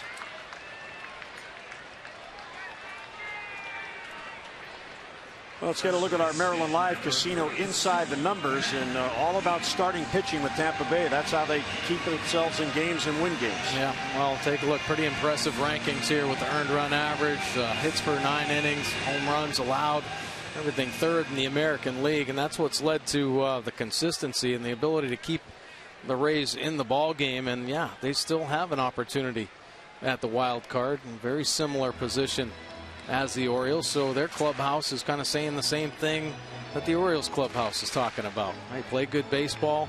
About a month ago, you're going to be playing within your division. You can really make a move, and the starting pitching is what the Rays have been hanging their hat on for a number of years now. And this year, we talked about the number of rookies. Carnes has stepped up. Colomé has stepped up. Of course, Archer having a monster year. They're getting some guys back. They got Smiley back. We're going to see him tomorrow's game. Wieters is 0 for 2. He has struck out and popped up. Archer now has 6 Ks in the game, so he has tied Scott Kazmir. It's his 50th strikeout in the month of August, and Kazmir held the team record. He set it back in 2007. 1 more strikeout in his game, and Archer owns the August record for most strikeouts in the month. The record for most strikeouts in any month is held by David Price. He had 54 strikeouts in June of last year. So he is 5 away from topping that. I don't know if he'll be in the game long enough for that, but he certainly should be in this game long enough for 1 more. He's had 106 pitches. He has had a 122 pitch outing on the year. High fly ball, right center field off the bat of Wieters. Back is Geyer, and on the warning track, he makes the catch. So for the first time tonight, the O's go 3 up and 3 down, 5-0 Rays.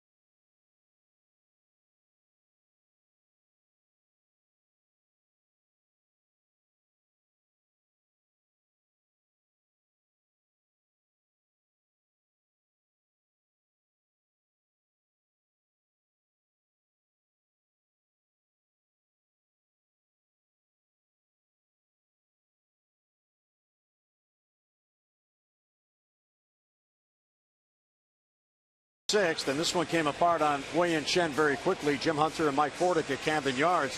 But again, Mike, it's been the same storyline over the last week and a half, the inability for the Orioles to get anything going offensively. Yeah, you know, they've had some opportunities in this ball game, and unfortunately it seems like they're a little bit snake-bitten right now. Just the way the game started with Kiermaier taking away a Manny Machado potential home run kind of took the winds out of the sails. I think when you're struggling as a team, those type of things really have an impact. Now, if this happened in April or May, you know, you just overlook it. Wow, that was a great play. But when a team is struggling and offensively you can't put runs on the board or having a hard time putting runs on the board, those type of defensive plays hurt a team. And, you know, the Orioles have had opportunities, but they're going against one of the better young pitchers in the game right now. So, you know, you got to take advantage of some mistakes when you can.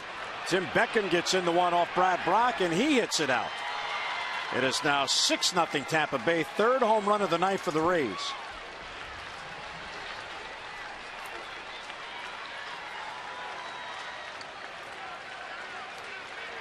Well, Beckham struggled against right-handed hitters this season, showing what he has potential to do. Getting on a Brad Brock heater. Stays middle of the plate and elevated. And he squares it up. This guy showing you the pop he has in that bat.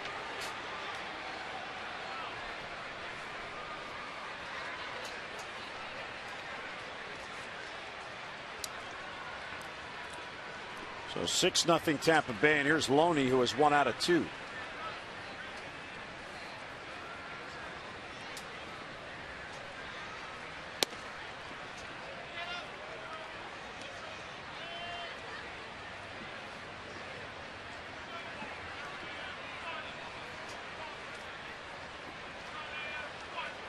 Buck Showalter shook up this lineup, shook up the positioning.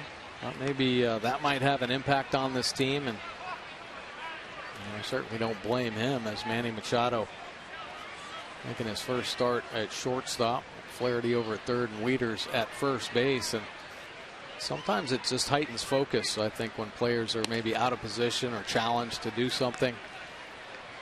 But in this case, unfortunately, it hasn't been working out. At least not tonight to this point. There's still a little ways to go. The Orioles are still waiting for a big inning. Those 4 or 5 run innings that the Orioles have been known to do over the last few seasons.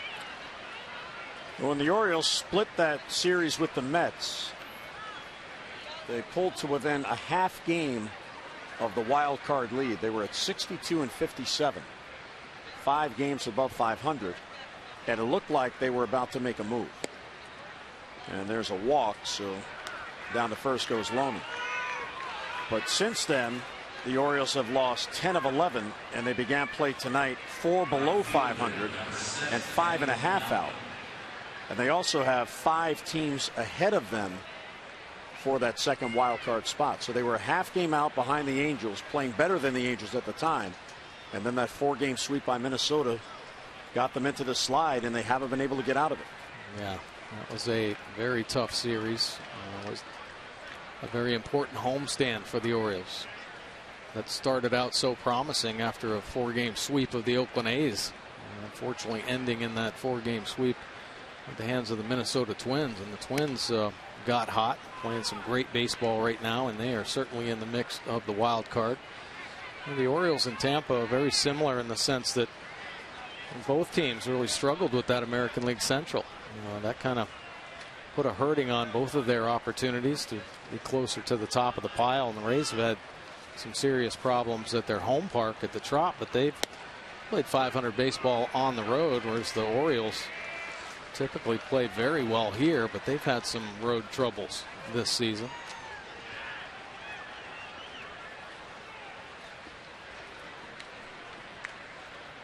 Loney at first after the walk. Daniel Nava second at bat after taking over for Kiermaier up. And Brock misses outside, 2-1.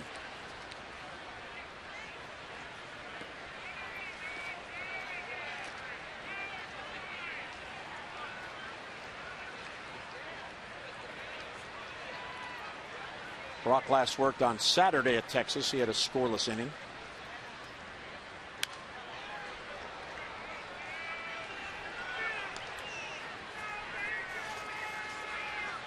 Loney held at first by Wieters.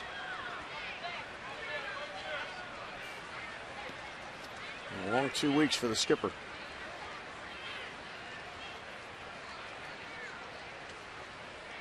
The Rays got Daniel Nava from Boston on August 5th on a waiver claim. Boston trying to outright him to AAA, and the Rays claimed him. Switch hitter who's versatile. This ball's lifted to left field. There's Parra. And Gerardo runs it down for the out. One away here in the 6th inning. Well, be sure to text Masson's word of the day, which is shindig, 29292 for your chance to win an autographed prize pack from Masson. Brought to you by the Shindig Festival with Godsmack, Stone Temple Pilots, and more. That's September 19th in Baltimore. Go online for more info at Ticketmaster.com. That sounds like you're kind of an event. Godsmack, Stone Temple Pilots, that hard rock. Yeah. I used to like Stone Temple Pilots when I was a little younger. You could still like Want me to sing a little? Sure. No, I'm sure. not gonna sing it. Did you ever go see him live? No.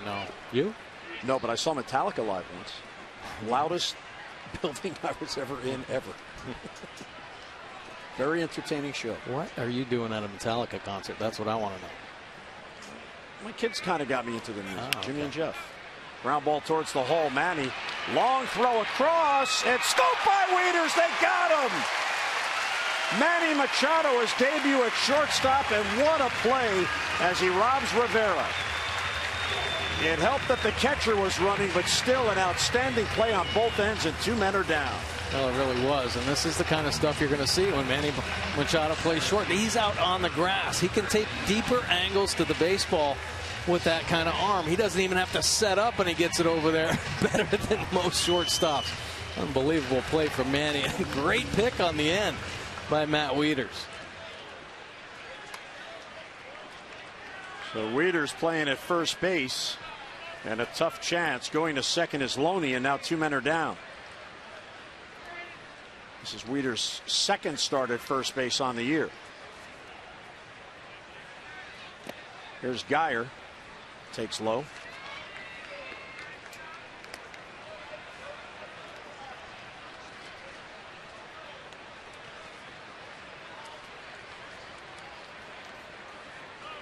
So you knew it wouldn't take Manny long to settle in over there.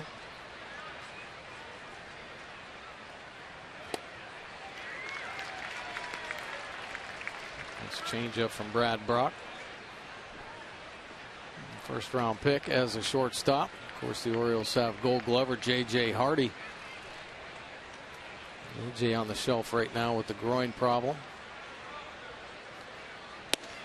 Be interesting to see what Buck does tomorrow with Smiley, the left-hander, going. In Texas against the 3 lefties, he started Paul Janisch all 3 games at short. Will Manny go back to third tomorrow, and will Janisch be in there at shortstop to get another right-handed bat in there? 1-2 is low. Manny's at short tonight, in part, so Buck could get the extra lefty bat in against Archer. This enabled him to put Wieters at first and Flaherty at third. Well, Janisch has certainly played a very good shortstop since he's been called up.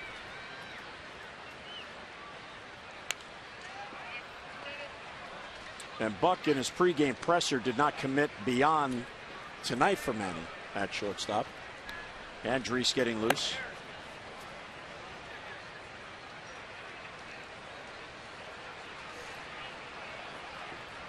J.J. Hardy has heard of Wally Pipp, right?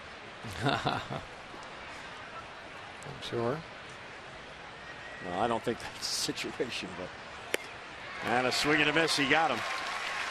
So down on strikes goes Geyer, but Tampa gets another run for a 6-0 lead. Our Mazda do-ups, Clevenger, Stope, and Flaherty.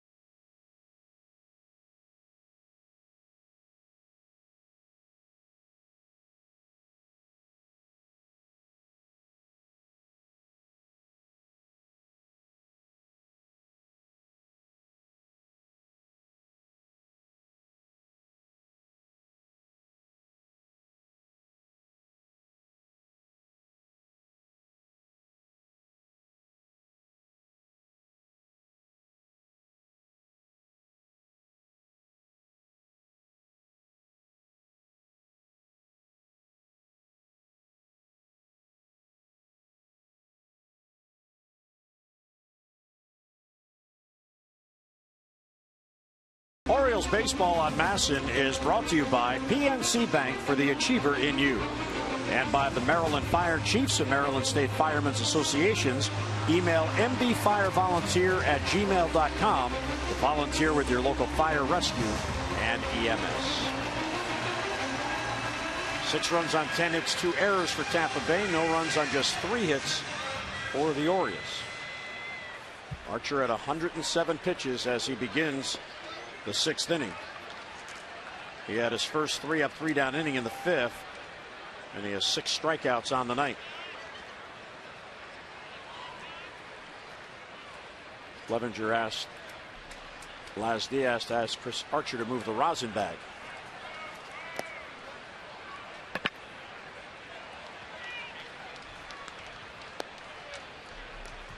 Clevenger 0 for 2, reach on an error by Butler in left field, who dropped his fly ball. Left field towards the line. Butler a long run, gets there, almost overran it, and recovers to make the catch. 1 away. So 1 down in the Orioles 6. Pedestrians, don't walk away from a crash. Drivers need to pay attention, slow down, and watch for pedestrians, even where least expected. Be street smart.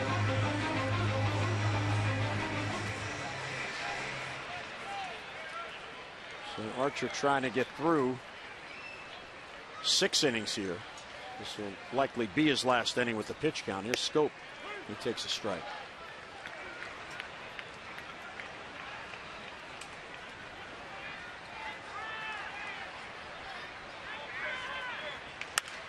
And there's a base hit against the shift. Good inside out swing by Scope. He is on with a 1-out single.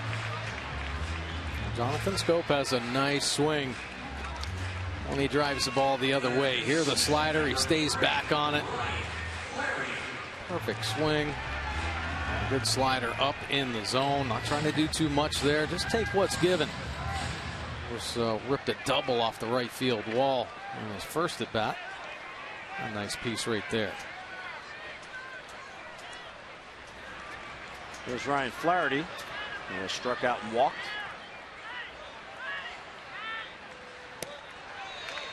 Changed speeds on him and had him out in front.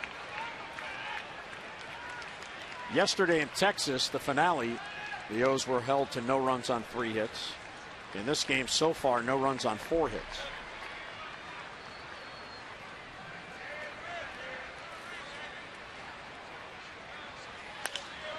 Bouncer to first. There's Loney. He tells Archer, you go cover. Archer gets there, and there's a double play. And that'll end the inning going 3-6 to 1. And that erases the base hit. We'll head to the 7th at Camden Yards. Tampa Bay with a 6-0 lead.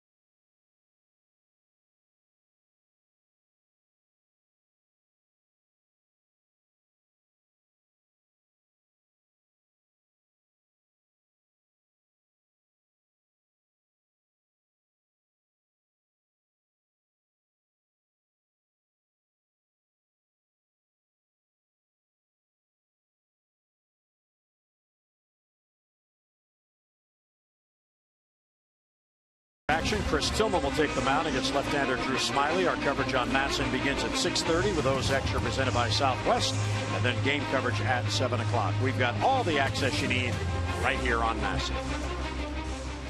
6-0 Tampa Bay with 10 hits. The O's have 4 base hits. And now it's time for a little relief. For your car too, visit Jiffy Lube for regular oil changes and help prevent damage and wear to your engine. Jiffy Lube, drive in today. Well, Jason Garcia into the ballgame. Take a look at his pitch arsenal. The fastball 74% of the time, and since coming off the DL, it's been a plus pitch. Nice two-seam movement, holding its velocity around 94, 95. Breaking ball, the hard slider, 25% of the time. 4.64 earned run average. Does have a win on the year. 12 punch-outs, 14 walks. Got to get better command. Opponent's hitting 208 overall. Lefty's just 190, and he has given up 3 long balls this year. He will face Butler, Longoria, and Forsythe. Brad Brock went an inning in the third, 1 run on the home run by Beckham. And there's a strike. Garcia worked a third of an inning yesterday. Butler is hitless in the game, including a double play.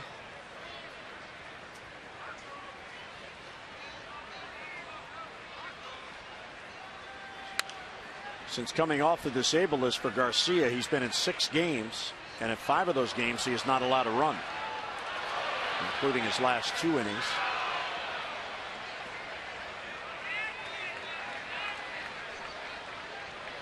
Chris Archer on the bench. Looks like his night is done. The bullpen is busy, and a swing and a miss. So Garcia has a 3-pitch strikeout. A good sharp slider, well located right there from Garcia. Yeah, almost different type of confidence now. He's coming back off the DL, pounding the strike zone, working the edges here. Nasty slider with the late break on the end as Butler goes down in 3 pitches. Evan Longoria now. And just missing outside, but that's a good neighborhood to live in. 95 on the outer edge. Longoria homered off Chen his last at bat, 1 for 3 on the night.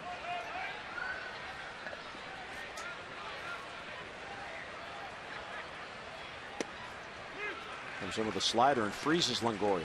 Well, this is the kind of stuff that Buck Showalter and Dave Wallace saw in spring training. The Rule 5 pick Garcia. Very sharp pitches, great command in spring training. Of course, really different when the lights come on at the major league level. So Garcia, a little bit getting used to it, roughed up a little bit. He learned from those bumps along the way. Unfortunate setback with a shoulder injury. Well, he's back much more confident, much more aggressive in the zone. Good movement. Skied the left. That's an easy play for Parra. Mile up there, finally comes down, and 2 men out. Fans, on Saturday, September 12th, the Orioles will take on the Royals. It is a special 105 afternoon matinee, and the first 20,000 fans 15 and over will receive a Birdland knit scarf. Now, tickets for that day game on that Saturday are going fast, so don't miss out. Orioles.com or 888-848-BIRD.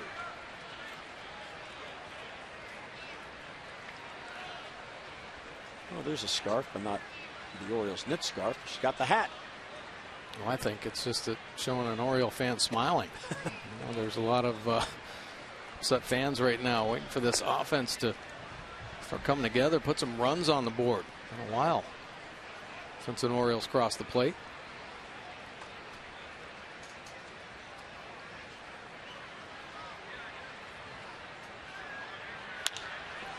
Center field, Adam Jones glides to it, and he gets there for the out. So a nice inning for Jason Garcia, who retires the side 3 up, 3 down. Our Honda do-ups, Caleb Joseph, Manny Machado, and Gerardo Parra.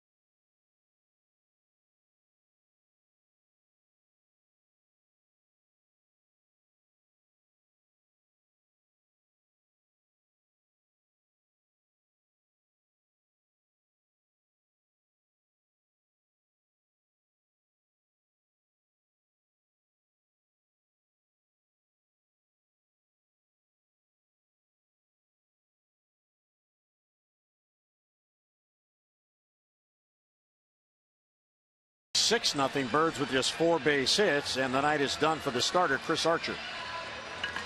I want to take a look at Archer's pitch arsenal comparison.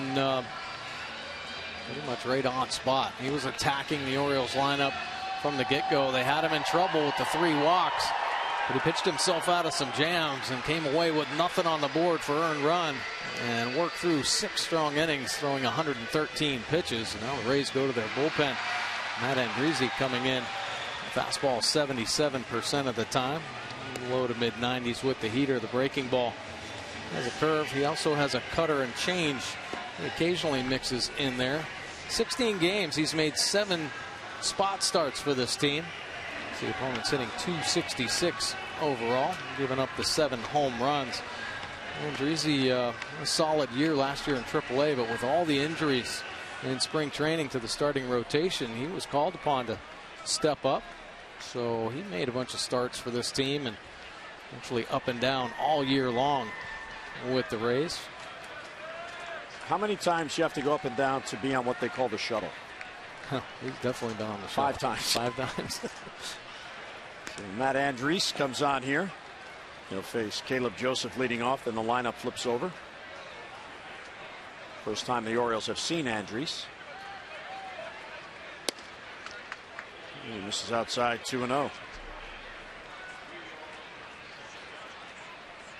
Caleb lined out hard to center field and drew a walk. Strike at the knees.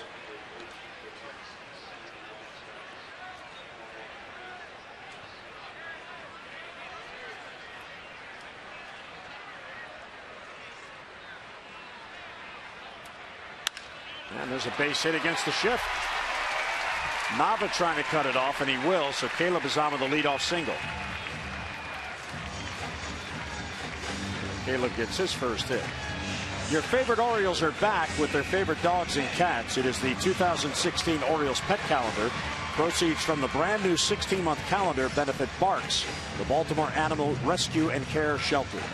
Calendars are available here at Oriole Park or at the official Orioles team store in York, Pennsylvania. You can also order a copy. Just go online at Orioles.com/pet-calendar. The Orioles down by 6, get the leadoff man on. Here's Manny. Up and away, 1-0. Well, with a big hole over there. Jonathan Scope shot one to the right side. Caleb Joseph picking up the hit right there. Going the other way. You see this Rays defense many times over shifting, so plenty of opportunities to pick up base hits.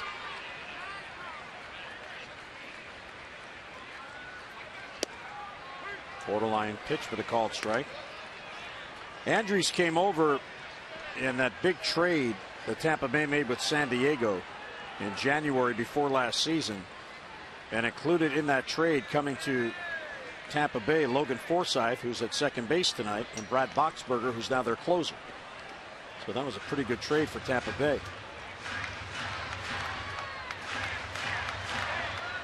Tampa Bay sent Jesse Hahn and Alex Torres, a couple of pitchers, to San Diego, so the Rays got the better of that deal. Manny 2 for 3, his 42nd multi-hit game. Ground ball to third. Longoria bobbles to second, out there, no throw to first. So they get the lead runner, and the bobble cost them a chance for 2. Longoria, a couple hiccups over there at third base. It's different coming off a turf field and then on to grass. Longoria, veteran though, used to the subtle changes. A couple bobbles over there in the hot corner. Tampa Bay just ended a homestand yesterday. In fact, they got to Baltimore before the Orioles did. Their game started earlier and they had a shorter trip, as the O's made their way back from Texas last night. Here's Parra.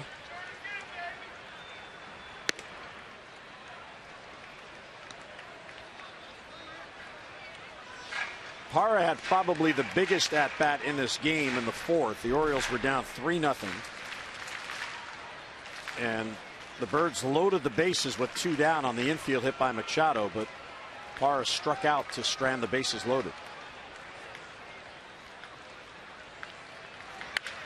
Ground ball. There's a base hit in the right field. Machado read it. Oh, he's going to put on the brakes. Bobby Dickerson had up the arm saying, let's not risk it. We're down by 6. You definitely don't want to run into outs. When you're down by this much from station to station. So Parra utilizing that hole over there just in front of Manny Machado. Manny gets the head on the swivel. Thinking about heading over to third. Maybe a different type of ball game. He'd have hustled over there, but wise decision to hold up. So Parra snaps his 0 for 14 with that single. And that gets Adam Jones up with a couple of men on. Adam 0 for 2. He has reached on an error, struck out, and he has also walked.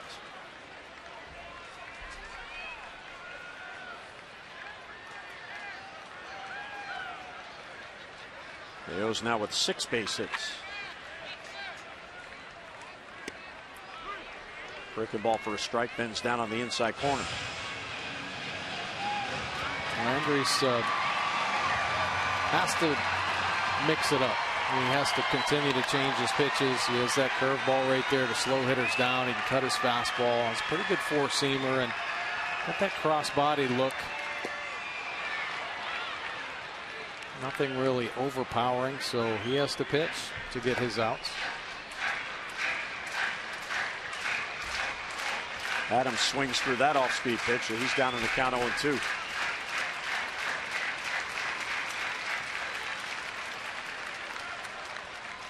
Machado at second, Parra at first with 1 down.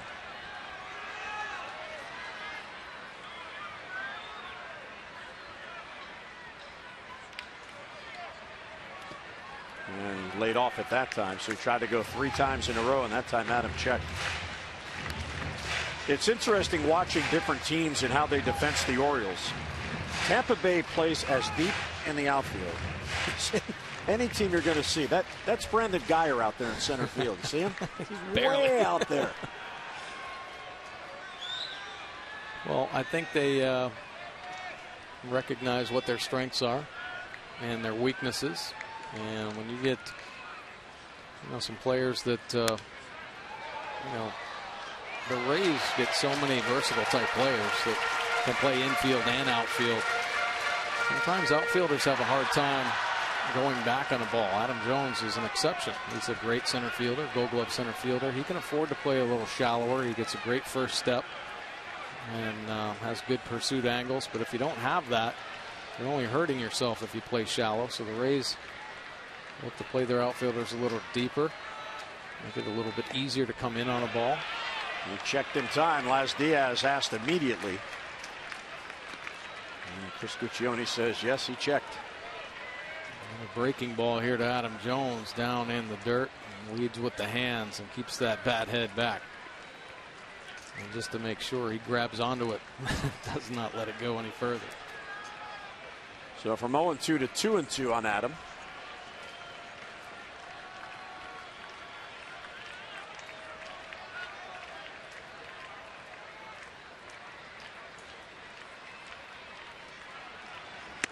Inside, ball 3. So Adam, after falling behind, is about to see a 7th pitch in this at bat. Orioles are trying to get something going here. 2 hits in the inning, 2 on and 1 out.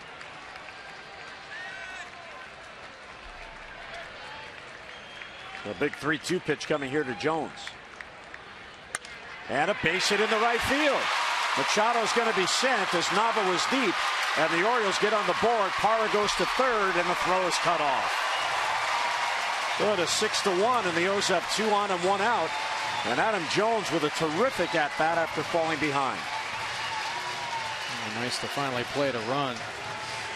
Staying on the fastball away, shooting it to the right side. A lot of hits over there, a lot of holes opening up for the Orioles.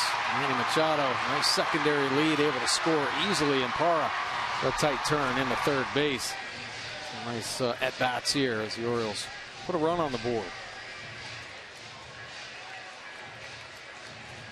So can they keep it going? What's encouraging about this rally, Mike, is it's 3 singles. Put the ball in play and take what's there. Now you wouldn't mind a long ball, though. No. Get you right back into this ball game. Tighten it up at the end. Parra again with a huge lead off third. Breaking ball is there for a strike.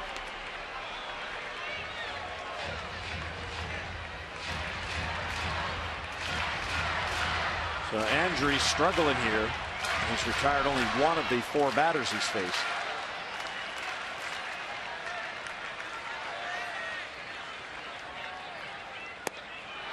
Good off speed pitch. Had Davis out in front, 0-2. Yeah, slow and then slower on the curveball.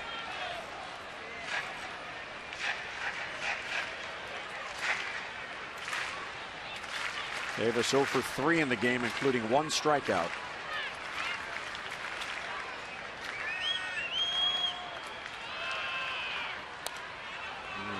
Fights it off. Well, earlier today, Chris Davis was over at Dempsey's Pub as part of a Master Twitter promotion. Fans had the chance to get Chris's autograph and take pictures.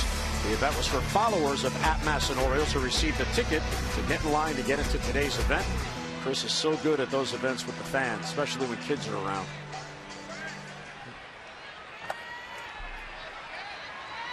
It's down in the count, 0-2. Runners on the corners and only 1 down. We had a good cut on that one. And stayed really short up there.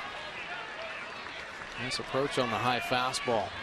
Get some length on your swing and you're going to get beat every time. And we have seen Chris Davis do that. Swing underneath the high fastball, but there. If the bat head right to it. No loop at all. Keep the bat alive. Another 0-2 pitch to Davis. And he got him. Chased it off speed pitch, so he has struck out twice on the night. 54th time this year Davis has had a multi-strikeout game.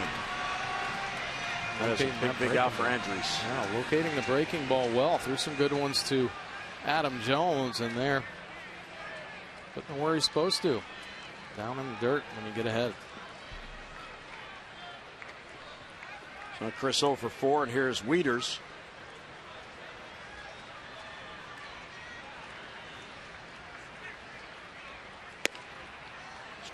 Strike in the outside corner.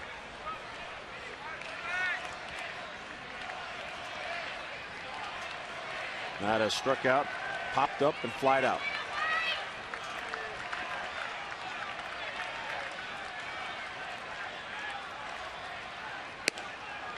Plays off the outside fastball, 1-1. Well, that's about due for a big hit. He's done some damage against the Rays in his career. Big numbers. See the runners in scoring position. He's at 2 for 9. He's 1 for 6. So plenty of chances. Not enough big hits.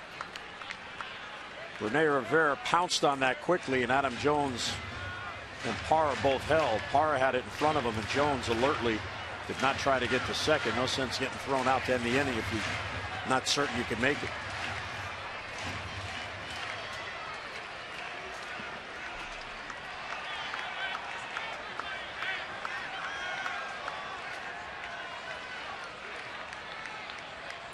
And 2-1 on Matt. Good hitters count. Upstairs, ball 3. They appeal, no swing. Jeff Nelson said he checked.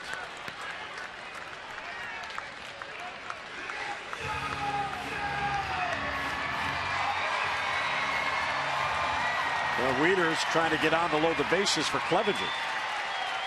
Or better yet, get a base hit to get Parra in from third.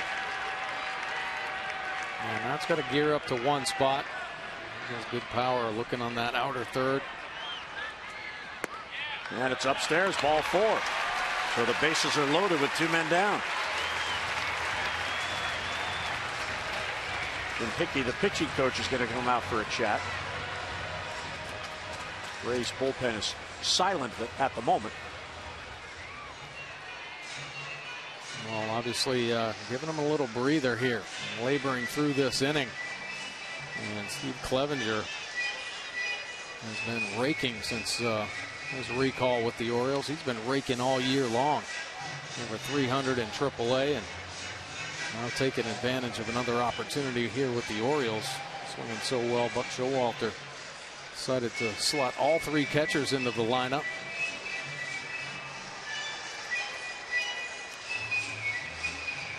Andriese has allowed 3 hits and a walk, but to this point, just 1 run.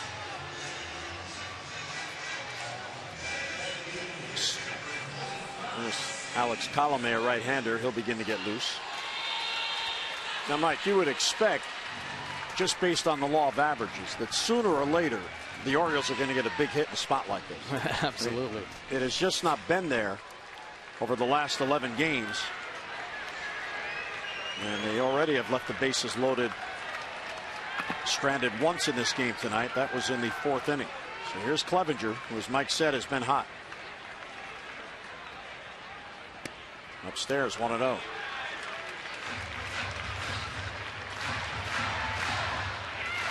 This is the second opportunity for Clevenger with the bases loaded this year. He is 0 for 1.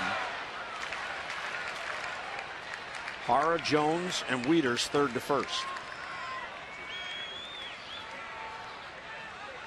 Ball 2. That one, it looked like he was aiming it for a strike. His windup kind of changed. Now Steve Clevenger, I think, recognizing that as well, and he can make his strike zone real small right now. Just his pitch, his A swing spot. The pressure's definitely on Andriese in this situation.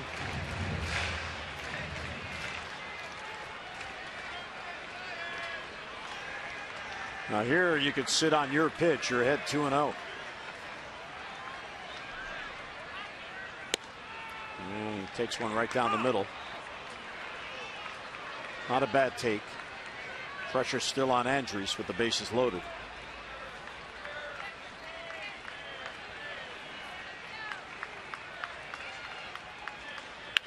Line drive, base hit left field. Parra scores. Here's Jones to score. And the Orioles get right back in it on a clutch 2-run single by Steve Clevenger. And finally a big hit in a big spot. Well, we have seen some great at-bats in this inning. Clevenger going the other way to pick up 2 stakes. Staying on the 2-1 heater away. Slapping it by Longoria. Clean base hit. And Jones able to walk into home. This inning started off with an opposite field single by Caleb Joseph. They kind of set the tone here. Jones followed suit. Well, Clevenger now is hitting 6 in a row, and the tying run is at the plate. Ground ball towards short. Cabrera has it. He flips to Forsythe for the force on Clevenger, and that ends the inning. But the O's make it a game as they score 3 and strand 2. We'll head to the 8th, 6-3 Tampa.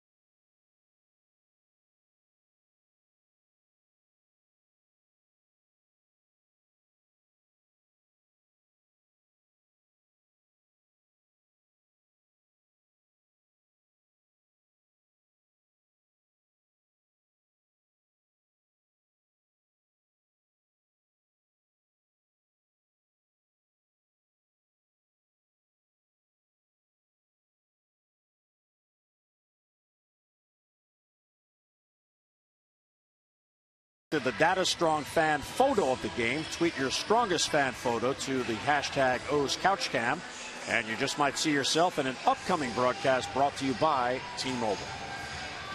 Family day at the game. A lot of families here tonight.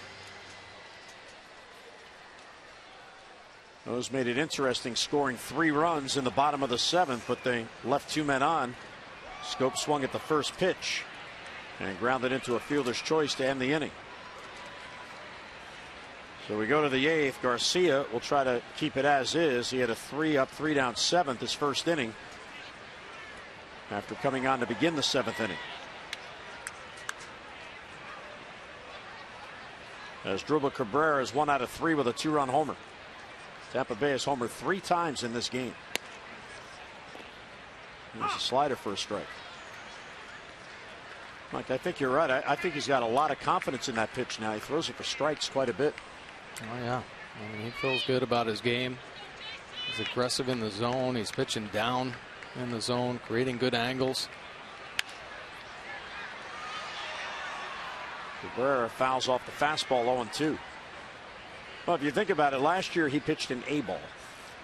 So it's certainly an adjustment. Then he had the shoulder injury that he likely wasn't as upfront about as he should have been because he wanted to stay on the team and contribute. So maybe the trip to the DL and the long time rehabbing that shoulder, he got the shoulder strong. 0-2 is fastball, and it's low, 1-2. I think a lot of times you take a chance with a young player. You know, you see where they've been, what their track record is, can they handle this type of situation.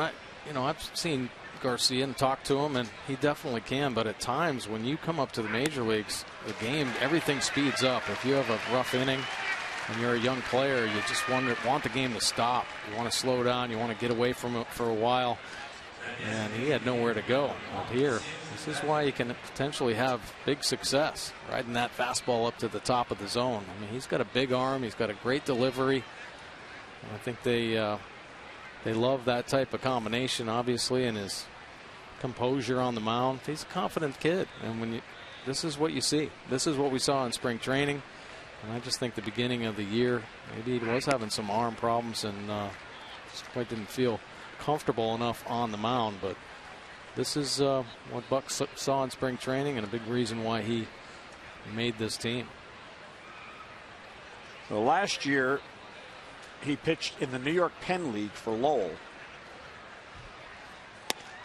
And there's a strike taken by Beckham. And then he was promoted to Greenville in the Low A South Atlantic League. So he has come a long way with one Rule 5 selection.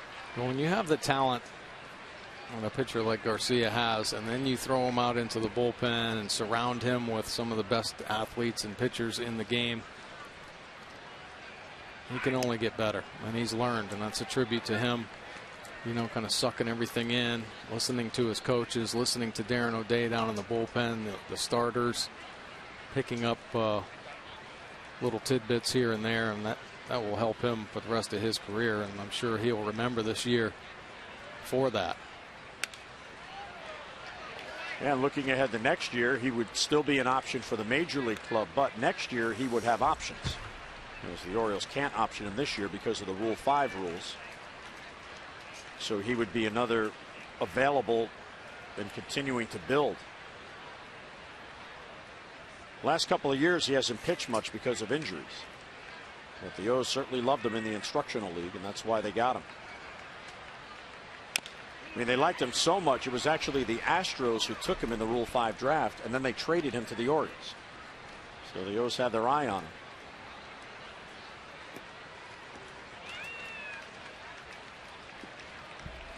Buck Showalter reminds folks all the time that the Orioles have to operate that way to try to find talent wherever they can get it, to add that depth wherever they can.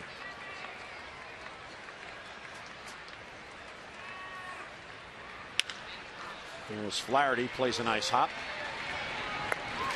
And Beckham is retiring. 2 men out in the Tampa Bay 8th inning. This copyrighted telecast is presented by authority of the Orioles and may not be reproduced or retransmitted in any form. And the accounts and descriptions of this game may not be disseminated without the express written consent of the Orioles. Hey, how you doing? How are you? Great to have kids at the ballpark. Here's James Loney. Loney has singled, walked, and grounded out.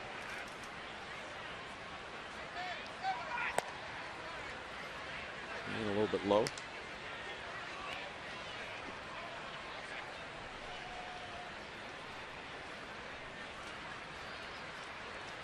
James Loney now 31 years old. He's in his 3rd season with the Rays.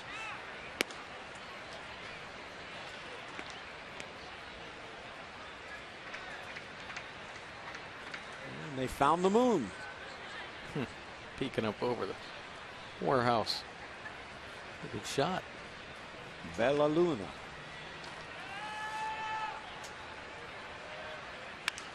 Popped up foul, couldn't get around on the fastball.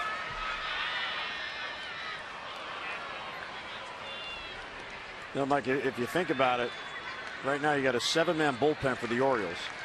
One is Jason Garcia, Rule 5 pick, pitching A-ball last year. And another, Michael Gibbons, was drafted as a shortstop and converted as a professional. Here's Michael sitting next to Darren O'Day. He better be sitting next to O'Day. Very similar styles to their game. This ball's lined to left field. Parra on the run. He'll get there, and he makes the catch. So Jason Garcia is back-to-back 3 of 3 down innings. Bottom of the 8th coming up. The O's come up down by 3.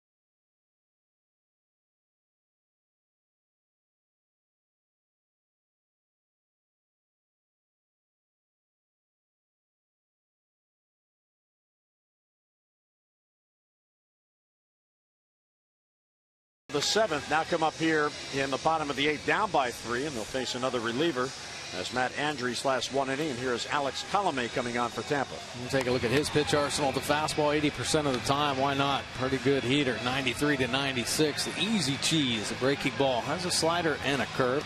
Slider primarily to right-handed hitters, and a pretty good changeup as well. Has started some games for Tampa. 13 starts, but some inconsistencies stuck him back into the bullpen after the rotation start getting healthier. 3.80 earned run average, giving opponents to a 266 batting average. Fly ball pitcher, 58% of his outs in the air, and has given up 9 long balls. Well, he has a string going of 9 consecutive scoreless appearances, and that is a career high for Colomé.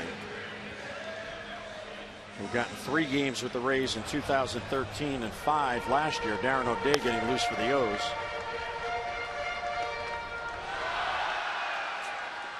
So do the O's have another rally in them?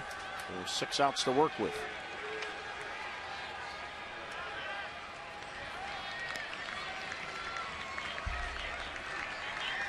Ryan Flaherty will lead off. He was the only Oriole not to come to bat in the 7th as they sent 8 men up against Matt Andrews and scored 3 runs on 4 hits. Joseph on deck, then Machado. Upstairs 1-0. Well, if they can put together some at-bats like they did in that last inning, thumbs up. Quality at-bats, taking what was given to them, not trying to do too much, going the other way, picking up their base hits, and put 3 runs on the board. And the outfield continues to play deep, so line drives have a good chance to fall in for a base hit.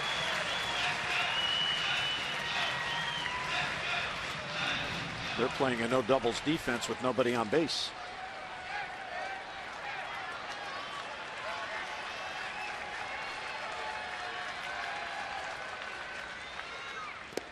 And in the dirt, so 2-1.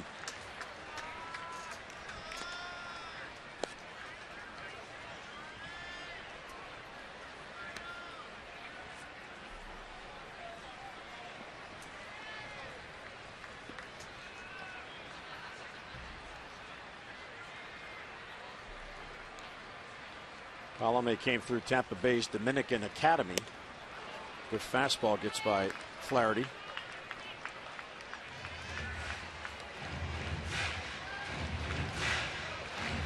Neil Allen, who is now the Minnesota pitching coach, was his pitching coach at AAA and worked real hard on his mechanics, trying to get him to be more upright to push down towards the plate. And he's had a lot of success with the new windup. Yeah, very similar to the Orioles' Chris Tillman, a modified version.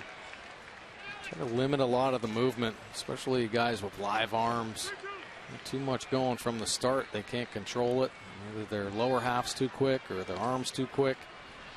Here you can get into a better, more consistent rhythm.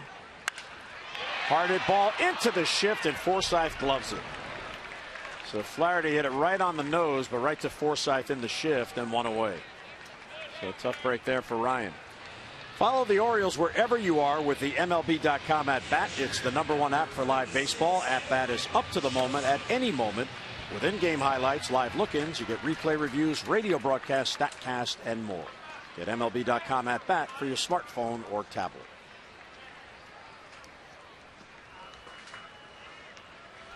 Orioles have also hit into some tough luck in this game. Machado robbed of a home run by Kiermaier in the 1st.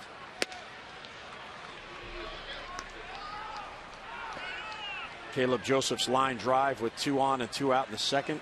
Also at Kiermaier in center field. It was right at him, but he smoked it.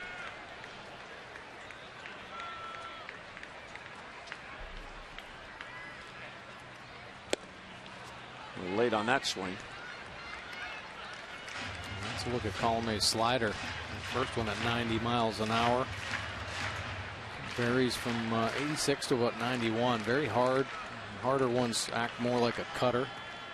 Takes a little velocity off. You're going to see a little more of a tilt, more of a true slider type pitch. Strike 3 call, breaking ball, high strike. So 2 men down. Cutter away, and then the curve at the top of the zone.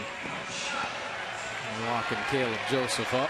A little bit of a hip flinch, loses that trigger point with the barrel.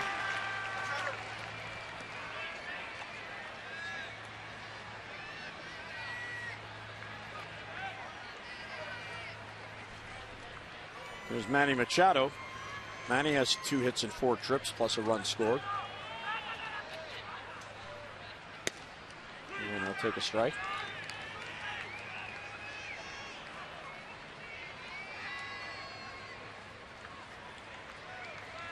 Colome's missed a lot of time the past few seasons. Had some elbow problems.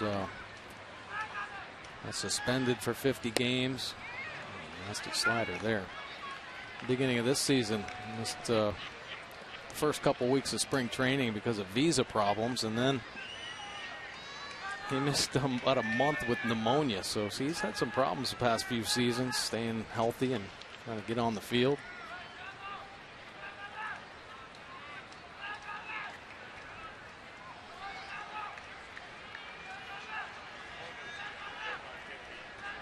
One, 2 on Manny with 2 outs and nobody on.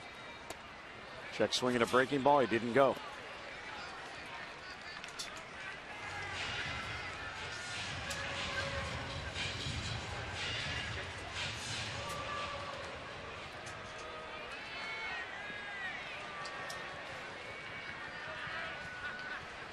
So 2 outs and nobody on, and 1 and 2 on Manny.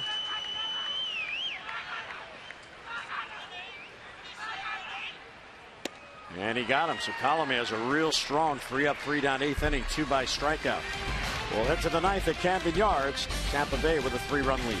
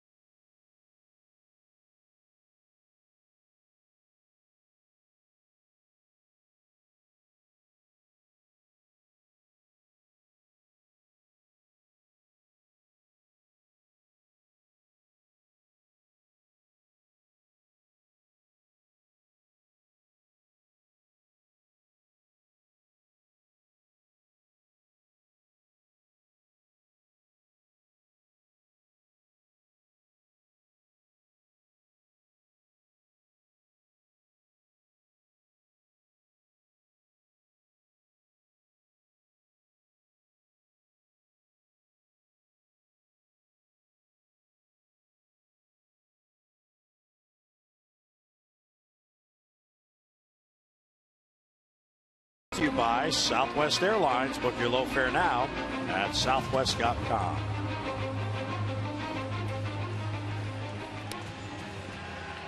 A 6-3 game as Tampa Bay comes to work in the 9th, and here's Darren O'Day on. Take a look at Darren's pitch arsenal this season. A fastball 54% of the time, a sinker at the bottom of the zone, a riser to the top, a sweeping slider 45% of the time, and 1% you'll flip in there. Change up at 163 earned run average, good for 7th in all of Major League Baseball for relievers. And holding opponents to a 209 overall batting average. Fly ball pitcher, 64% of his outs in the air, giving up 4 long balls this season.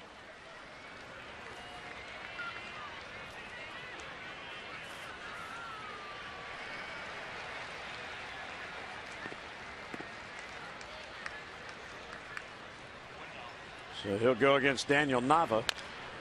First ball swinging, fouls it off.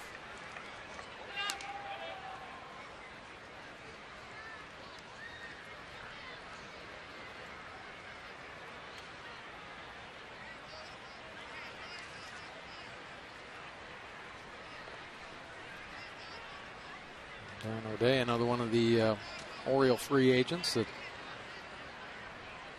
being talked about. The potential need to re-sign him. Been a mainstay out in the Orioles bullpen. So much of their success, this Orioles bullpen has been solid over the past few seasons. Darren O'Day's been a huge reason why. The back end, hooking up with Zach Britton.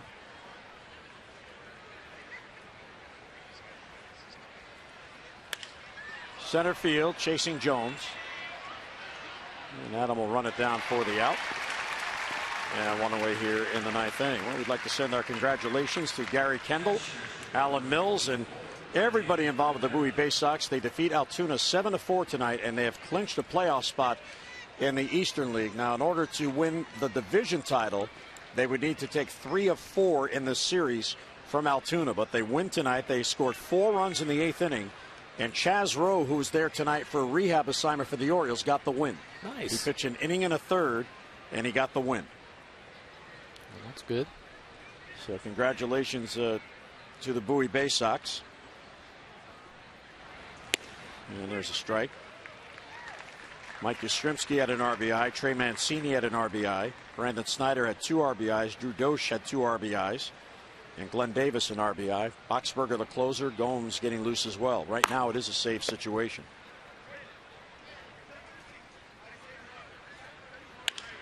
Here's a bouncer towards short. Machado charges to play the hop and guns to first for an out. Good play right there. One thing that Manny will certainly have to adjust as he gets more potential playing time at shortstop is the ability to slow his body down on plays like that, get your feet underneath, and make the outs. Manny has the ability to make plays that no other shortstop can make, but making sure those routine plays stay fundamentally sound, and he maximizes his consistency. Here's Brandon Guyer. There's 1 out of 4. And O'Day gets fastball by him.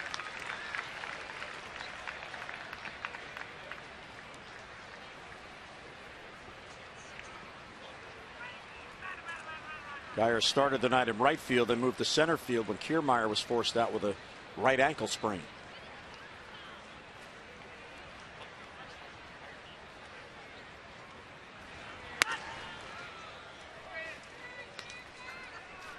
Want him on the count with 2 down.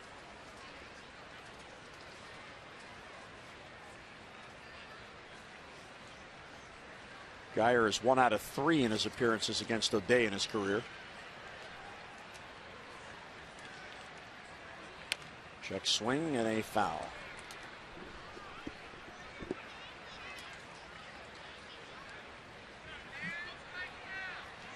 And Darren, not only does it give you unique arm slot, and obviously high leverage mentality, does not get phased when he comes in the ball game when it's tight and they need outs, but he has the intangibles as far as leadership. I think Buck Showalter looks for, especially out in the Orioles bullpen. Bullpens can be very unstable at times, but you need a leader down there, and O'Day has definitely been the captain of the bullpen the past few seasons. Go-to guy. A lot of the younger players are drawn to him. He's open, wants everybody to feel, confident and comfortable at the major league level, and that's why you see so many young arms have success out of the Orioles bullpen. I think Brad Brock is a great example. Adam Jones in center puts it away. So Garcia had 2 scoreless 3 up, 3 down innings. O'Day a 3 up, 3 down ninth. Here we go, bottom of the ninth. Buckle up. O's need 3 to tie.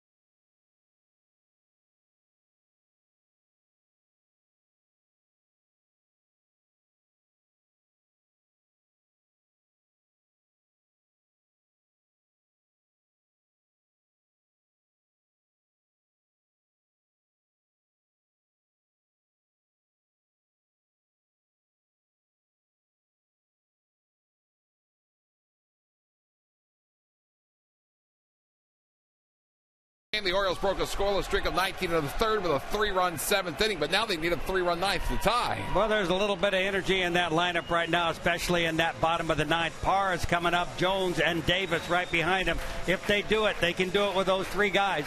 You can feel the action behind us, the fans getting into it as the Orioles get ready to start the bottom half of the ninth inning, trailing by 3. We'll be back with those extra postgame right after the bottom half of the ninth, and let's go back upstairs now to Jim. All right, Tom and Rick, thanks so much. So here we go, bottom of the ninth. And if the O's are going to do it, they have to do it against the closer as Brad Boxberger comes on. We'll take a look at Boxberger's pitch arsenal this season. The fastball 58% of the time. It's a good one, 91 to 95 with the heater. Has a curveball with a breaking ball and the change. Put up some pretty impressive numbers. 318 earned run average, 32 saves in his 36 opportunities, 63 punch outs in 51 innings of work. Opponents hitting 236 overall. Fly ball pitcher, 61% of his outs in the air, and he's given up 6 long balls. So there is an opportunity there Orioles got to work to get on base and go for that 3-run homer. Tampa Bay leads the American League. They have 50 saves as a club. As Mike mentioned, Boxberger has 32 of those 50. They are 2 saves shy of their club record of 52 that they set in 2008. And only the St. Louis Cardinals, with the most wins in baseball, has more saves as a club. The Cardinals have 54. So even though Tampa Bay came in 2 games below 500, when they get to this point in the game, they have been very successful. So here's Gerardo Parra to lead off.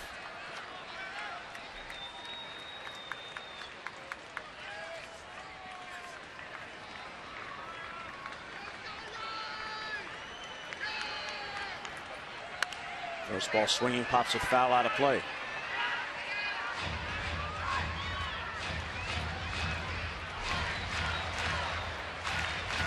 Boxberger has a great changeup, and really that's kind of what separates him. It's plus pitch. His calling card pitch. He's a great arm sell, very aggressive arm action with his fastball, and the changeup comes out of there. It's almost like a Bugs Bunny type pitch. It's almost 12-13 miles an hour slower than his fastball. He gets hit a Parra 0-2. Foul back. Tampa Bay in these situations, a lead after 8 innings. They've gone 59-2.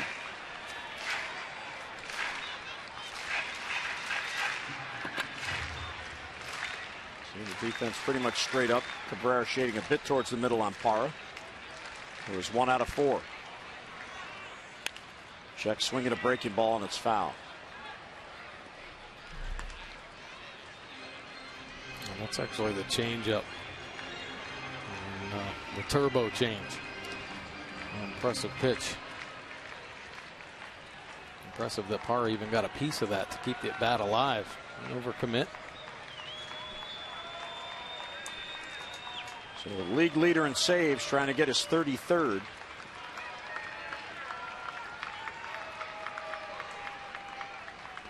Oh, 0-2 on Parra. Foul back just below us. Boxberger is trying to become the first Rays player to lead the American League in saves since 2010. Rafael Soriano had 45 that year. And he has picked up the Rays' 8th 30-save season from a closer.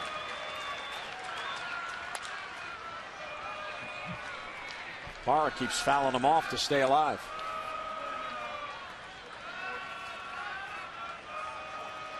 He's already seen 6 pitches.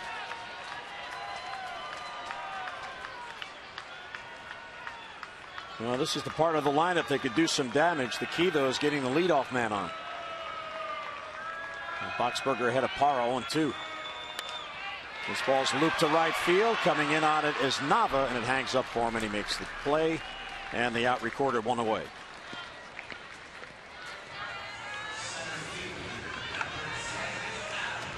And Parra 1 out of 5. He's the first out here in the 9th. There's Adam Jones, who had a big base hit, drove in the Orioles' first run in the 3-run rally in the 7th.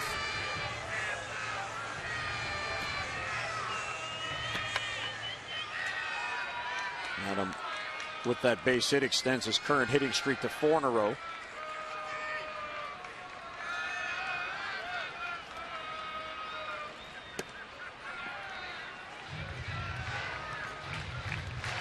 The Orioles would like to break out of this 3-run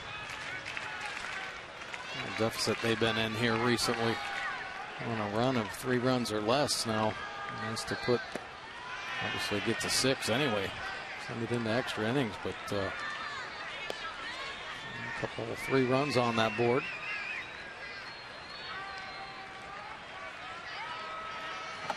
Well, 1-1 on Jones.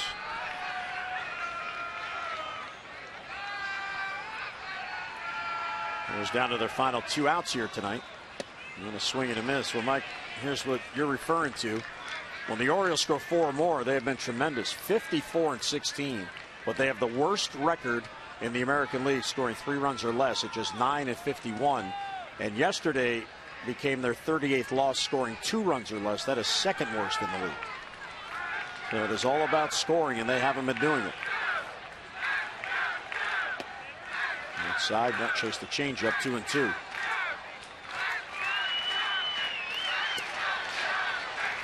Fans are cheering at him on, those who remain of the 19,841.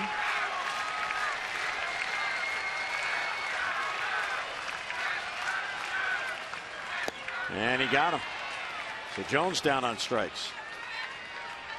Well, that is a nasty changeup. Reason why he's leading the American League in saves. I'm going to pull the string on that. 78 miles an hour and out of the hand. Looks just like the heater. Got good late fade action. And only about 14 miles an hour off his fastball. So the first strikeout for Boxberger is the Orioles' 10th on the night, which makes it 38 games now. They have struck out at least 10 or more times. And they have struck out 10 or more times in 5 of the last 6 games, including the last 2.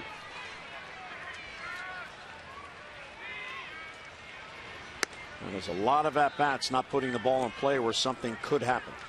Well, that's really what it's all about. I mean, when you think about so many of these close ball games and opportunities that the Orioles have missed, just putting the ball in play gives them a chance and puts a little bit more pressure on the defense. The strikeouts really don't do anything but maybe elevate a pitcher's pitch count. Buck has harped on that and talked about it. He doesn't want this team to lose its aggressiveness. I mean, because it's kind of built around the long ball. But I think situational baseball, like we talked about earlier in the game, just having an awareness of how the game's playing out, when the situation calls for you to be aggressive early in a count, or when you have to work an at bat. Well, there's a 2-out walk, so the Orioles still have life. Well, I agree with you about the home run, because it's hard to argue their success with the home run. I mean, they have 63 wins on the year, and they have homered in 56 of those wins. But the problem is, when they haven't homered, they have just 7 wins. So that shows you that the reliance on the long ball, where they have scored almost 46% of their runs, is there. And when they don't get it and they don't have a home run here tonight, it's tough to score.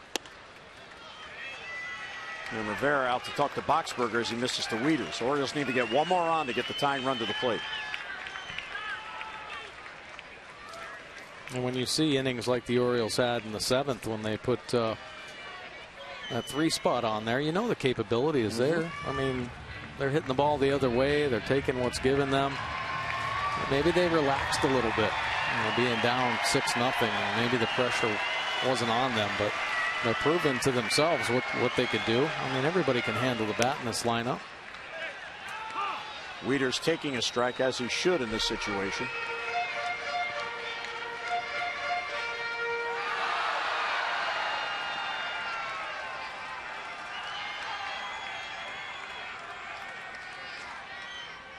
Outside, ball 2.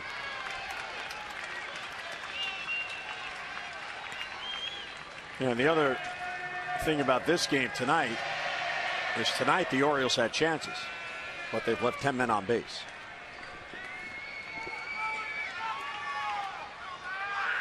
Davis takes off, swinging a high fly ball to center. Charging in on it is Geyer. He was way out there.